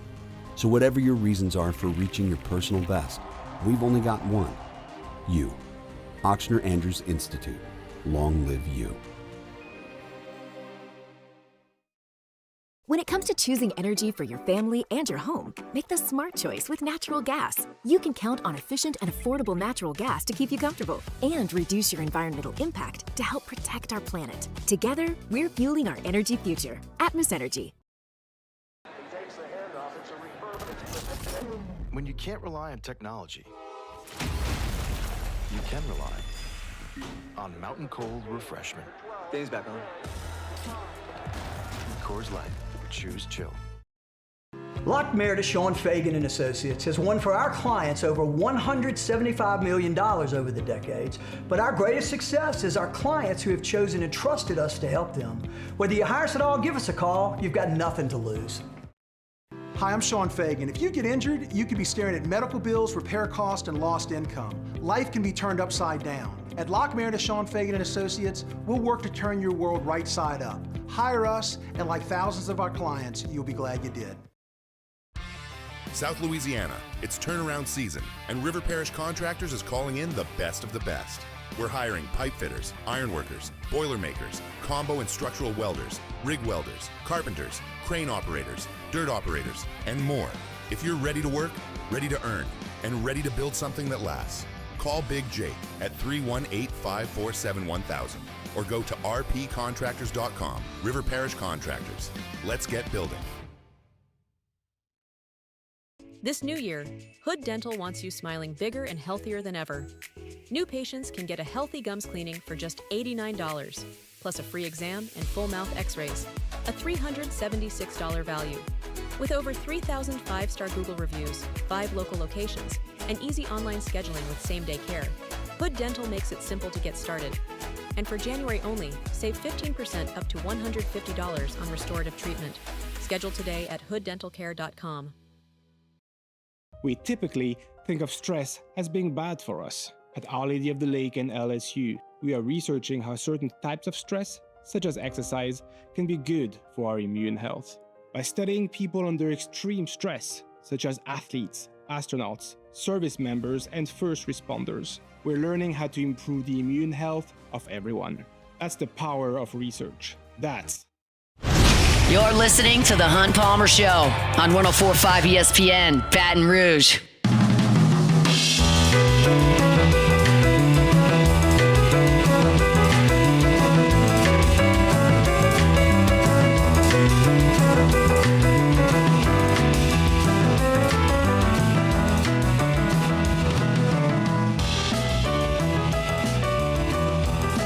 Thanks to Denton Day for jumping aboard. Thanks to Sharif Ishak making a little bit of time earlier on today.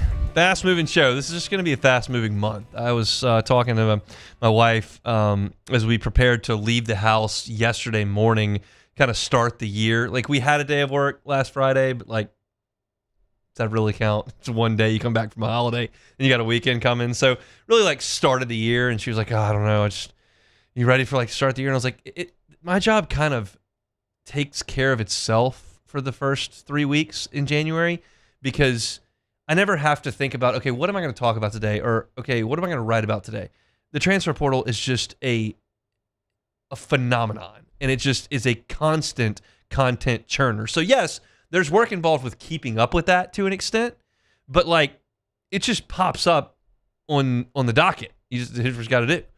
And so you talk about the prospects who are visiting, you talk about the prospects who commit, you talk about their fit to the team, and like that's what I write about on my portal profiles, and that's what we talk about here on the show. And so for some housekeeping today, LSU has picked up commitments today from Ty Benefield, Boise State safety. He committed to LSU. Clemson defensive lineman Stephylan Green also committed to LSU. So those are the two from today. You add them into the commitments that LSU got previously. LSU got Trey Brown committed from Oklahoma, the wide receiver. Jackson Harris from Hawaii they pulled in as well. You also had Racine Guillory, the running back from Utah, they pulled in. So it's a steady flow coming in to LSU, and as I said in the first hour, I'm not going to back off that here. And keep in mind, I'm giving myself plenty of wiggle room here because I'm not a recruiting insider, and I don't claim to have some sort of source that's feeding me every bit of information for 100% fact.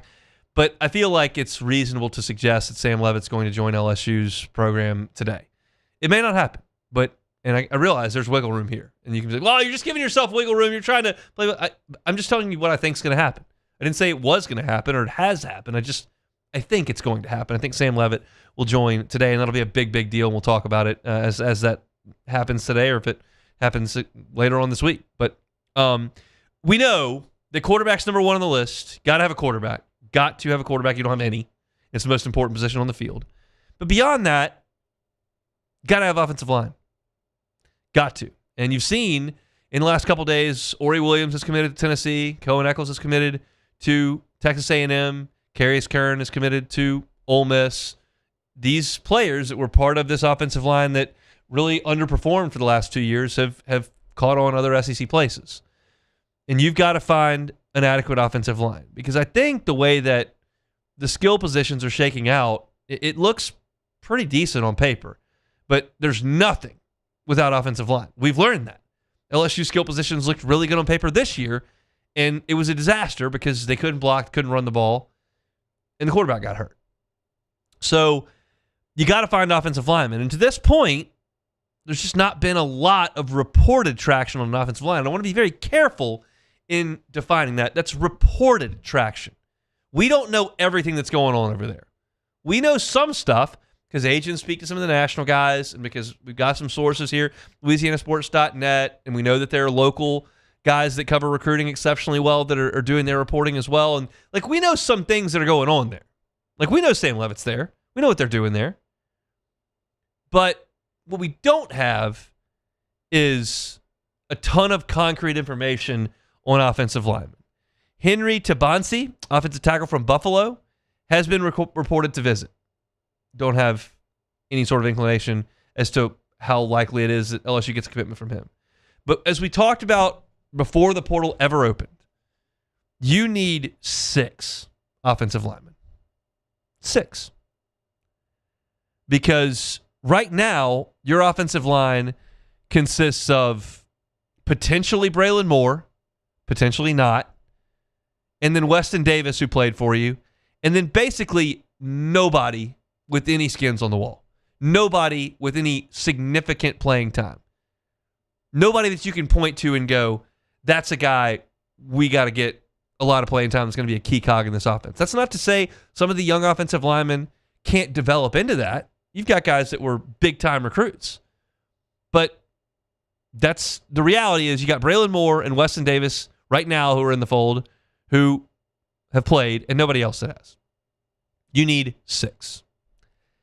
And there are offensive linemen entering by the hour. And the well is not about to dry up. It's the opposite. The well is deep. So what you've got to do is you've got to get your staff, where you now have in place with Wolford and Craig, that you've brought in from Ole Miss to be your offensive line coaches, and they've got to evaluate, and they've got to get guys in the door. I don't really want to go through another August saying this 4 times a week. This looks pretty good if the offensive line's decent, because that's what we did all August. All August. They got a quarterback back. They got talent at running back. They brought in huge playmakers at wide receiver. Blake Baker's defense is back. But if the offensive line's good enough. And it wasn't.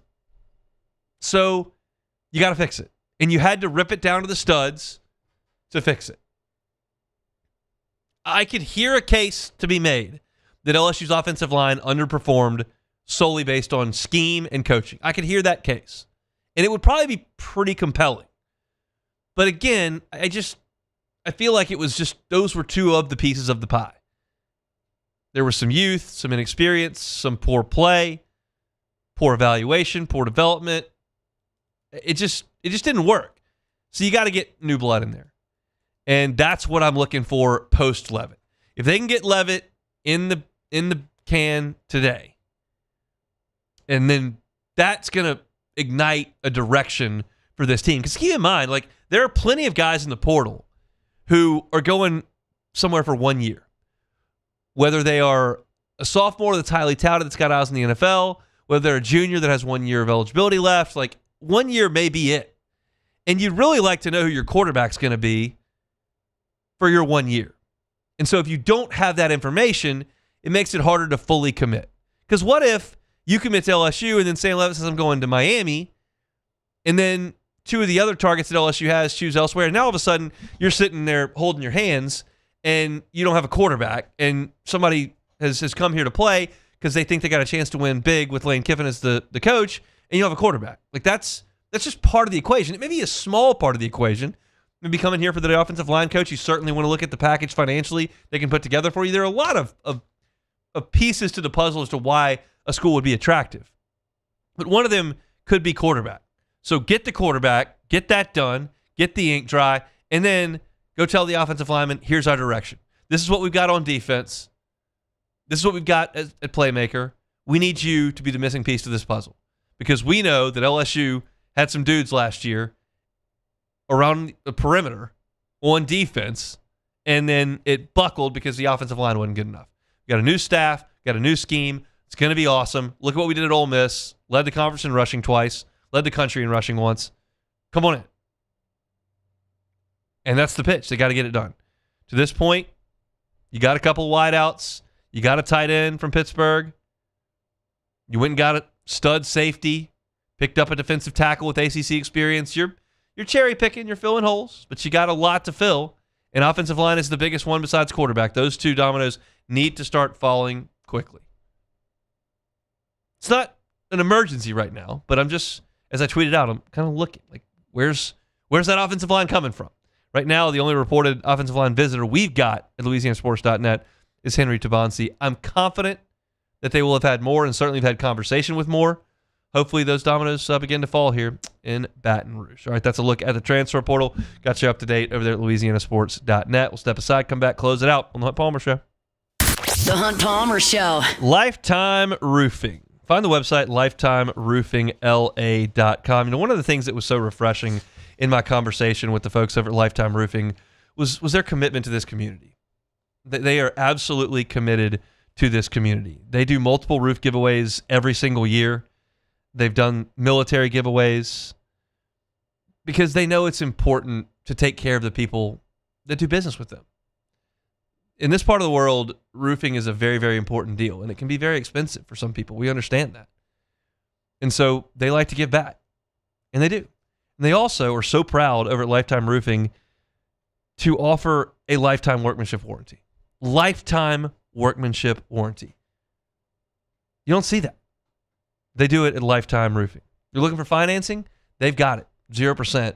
Whether it's a deductible on a claim or whether it's on a retail roof that you buy. You might be trying to sell your house and it's not completely damaged, but it's a little bit old and you just feel like you need a new roof on it to sell that house. If that's the case, contact Lifetime Roofing. They can get your roof done, get that financed for 18 months. Same as cash. These are people that care about the community. These are people that are from the community. These are people that want to help the community. It's Lifetime Roofing. Check them out online, lifetimeroofingla.com. South Louisiana, it's turnaround season, and River Parish Contractors is calling in the best of the best. We're hiring pipe fitters, ironworkers, boiler makers, combo and structural welders, rig welders, carpenters, crane operators, dirt operators, and more. If you're ready to work, ready to earn, and ready to build something that lasts, call Big Jake at 318-547-1000 or go to rpcontractors.com. River Parish Contractors. Let's get building. I'm Lawyer Locke Meredith. We are honored and humbled to receive from our clients in Google, based on 5-star client reviews, the designation of our law firm is highly recommended. Whether you hire us at all, please give us a call, 272-5555. You have nothing to lose. Hi, I'm Mitchell Meredith. Injuries happen when you least expect them to, making your life more complicated. At Locke Meredith, Sean Fagan and Associates, we know this, and we strive to help each of our clients during these times. Whether you hire us at all, give us a call at 272-5555. I'm Gabrielle McLeod on behalf of the Louisiana Propane Dealers. I have spent hundreds of hours preparing for scholarship competitions. That preparation paid off when I won the Fitness and Talent Awards along with the title of Miss Louisiana. The Louisiana Propane Dealers are also pretty talented and want you to be prepared for when the power goes out. Visit LouisianaPropane.com to find out about propane generators and other safety tips. Louisiana Propane, it truly is the fuel for our future. These are the luckiest ice cubes in the world. They could have been a thankless bed for an all-you-can-eat salad bar, but instead, they've been called upon to cradle and cool a crisp, refreshing Dos Equis. Looks like the lucky just got luckier. Dos Equis. At Auctioner, we know healing is a team sport. That's why we've partnered with world-renowned orthopedic surgeon Dr. James Andrews to create the Auctioner Andrews Orthopedics and Sports Medicine Institute. Whether you're a professional athlete or a weekend warrior, our team of specialists are dedicated to getting you back in the game.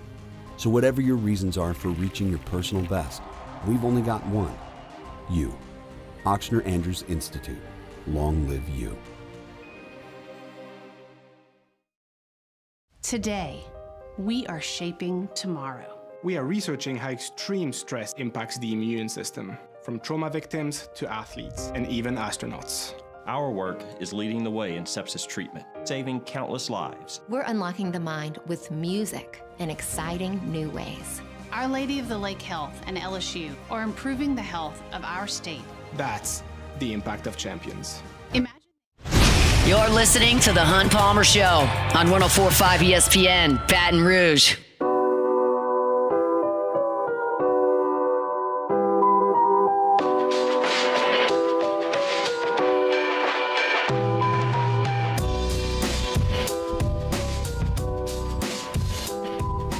Fun show today. Appreciate y'all hanging out with us. If you're on YouTube, you want to throw us a like, we appreciate that.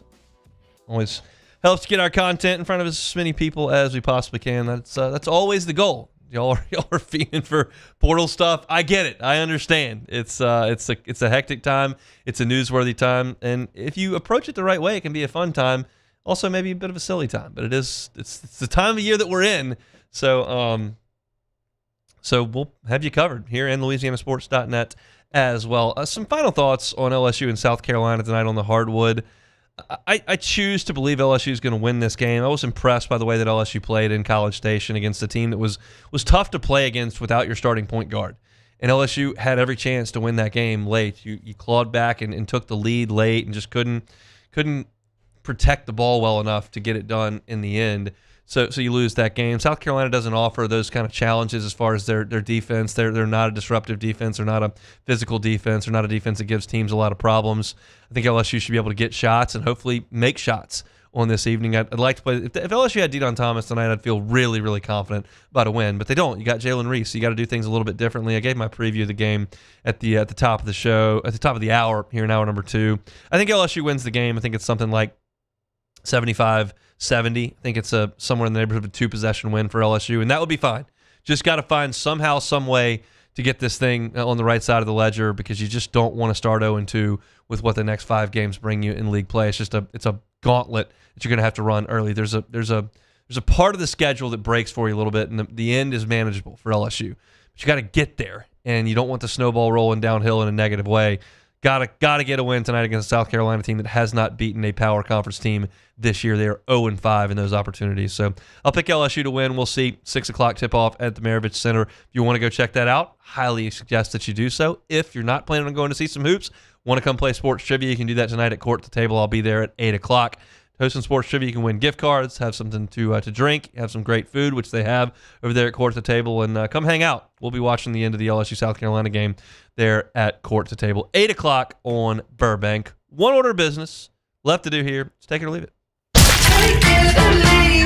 Take it or leave it. Take it or leave it. Presented to you by Flight by Yingling, the next generation of light beer, crafted by America's oldest brewery. Today's hottest stories in sports, news, and sometimes even Hunt's life. The question is, will he take them or leave them? Flight by Yingling is the next generation of light beer. Just 95 calories, 2.6 carbs. If you're looking for something light and refreshing on the beer side here in this new year, but you want that delicious flavor of a beer, Yingling's got it. It's the oldest brewery in America. You probably had Yingling's traditional lager. Try Flight. It's the next generation of light beer. Okay, so we already know the Raiders fired Pete Carroll yesterday. They did. Well, an anonymous agent, one of the Raiders players, is saying that nepotism ruined the Raiders season.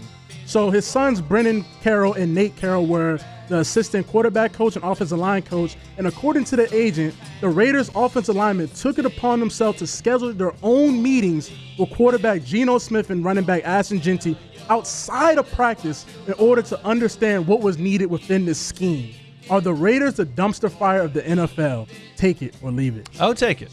I don't know if it was the assistant quarterback coach and assistant offensive line coach that made them that. I think that may be just part of the issue. A lot of years. It's a bad organization. Bad organization. I didn't like the hire when they made it. Look, yeah. I don't mean to suggest that you don't have any life in you when you're 73 years old. That's far from the case. Yeah. It is far from, and just not in a hurry to hire a 73, 74, 75-year-old to be my head football coach, because the hours that takes, it's just a lot. It's just a lot. Mm-hmm. And there are head coaches that are running around in their early 30s. Yeah. It's just that's where I would lean. So I just didn't think it was an awesome hire. Pete Carroll's full of life at this point.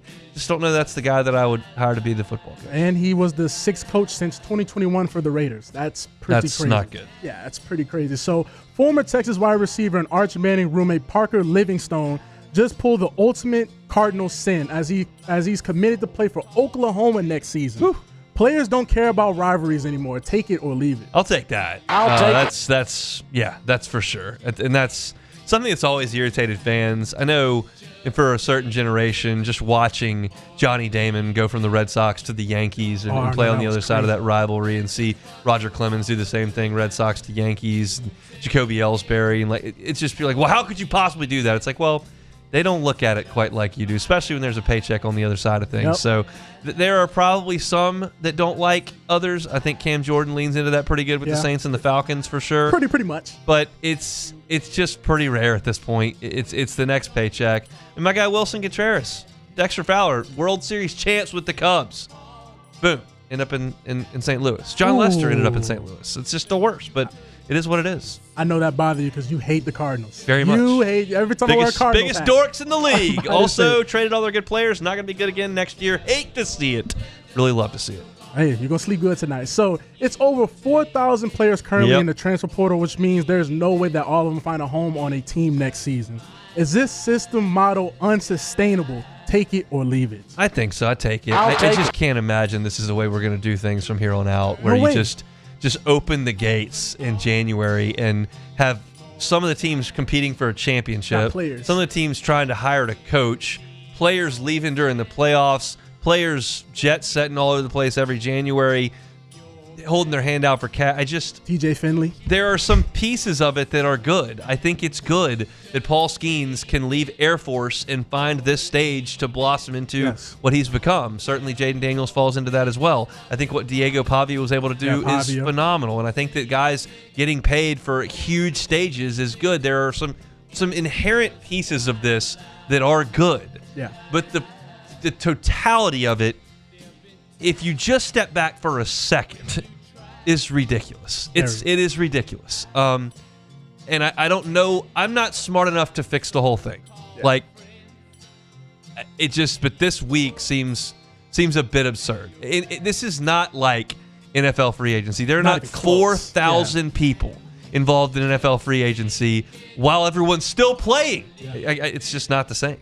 And honestly, we always hear the good, like you said, the Jaden Daniels, the Joe Burrows and all that. We never hear about the bad. We never hear about the guy that goes into the portal and nobody picks him up. Phone stops ringing and he's done playing football for the rest of his life. So that's it for Take It or Leave It. All right, that's it for Take It or Leave It, as he said. That's a quick show. Here's how it went. If you're interested in checking things out on demand, our full shows are on demand on YouTube or wherever you find your podcasts. Started the show talking about LSU's newest transfer portal additions. So that's a scouting report, how those guys might fit in. You can check that out at the top of the show. Also at Hunt on LSU.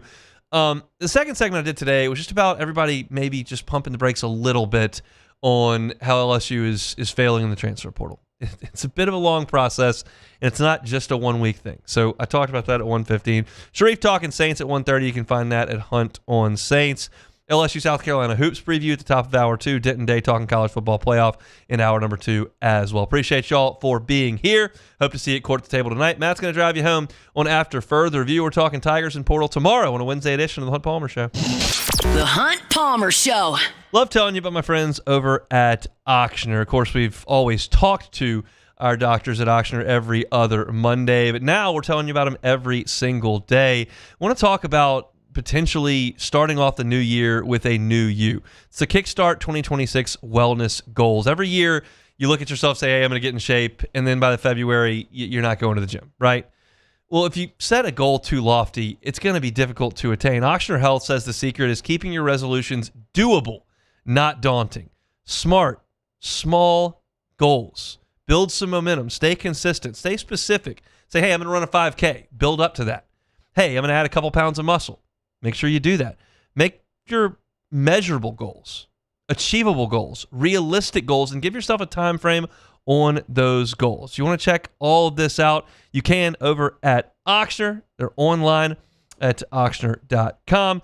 Auctioner, a new year,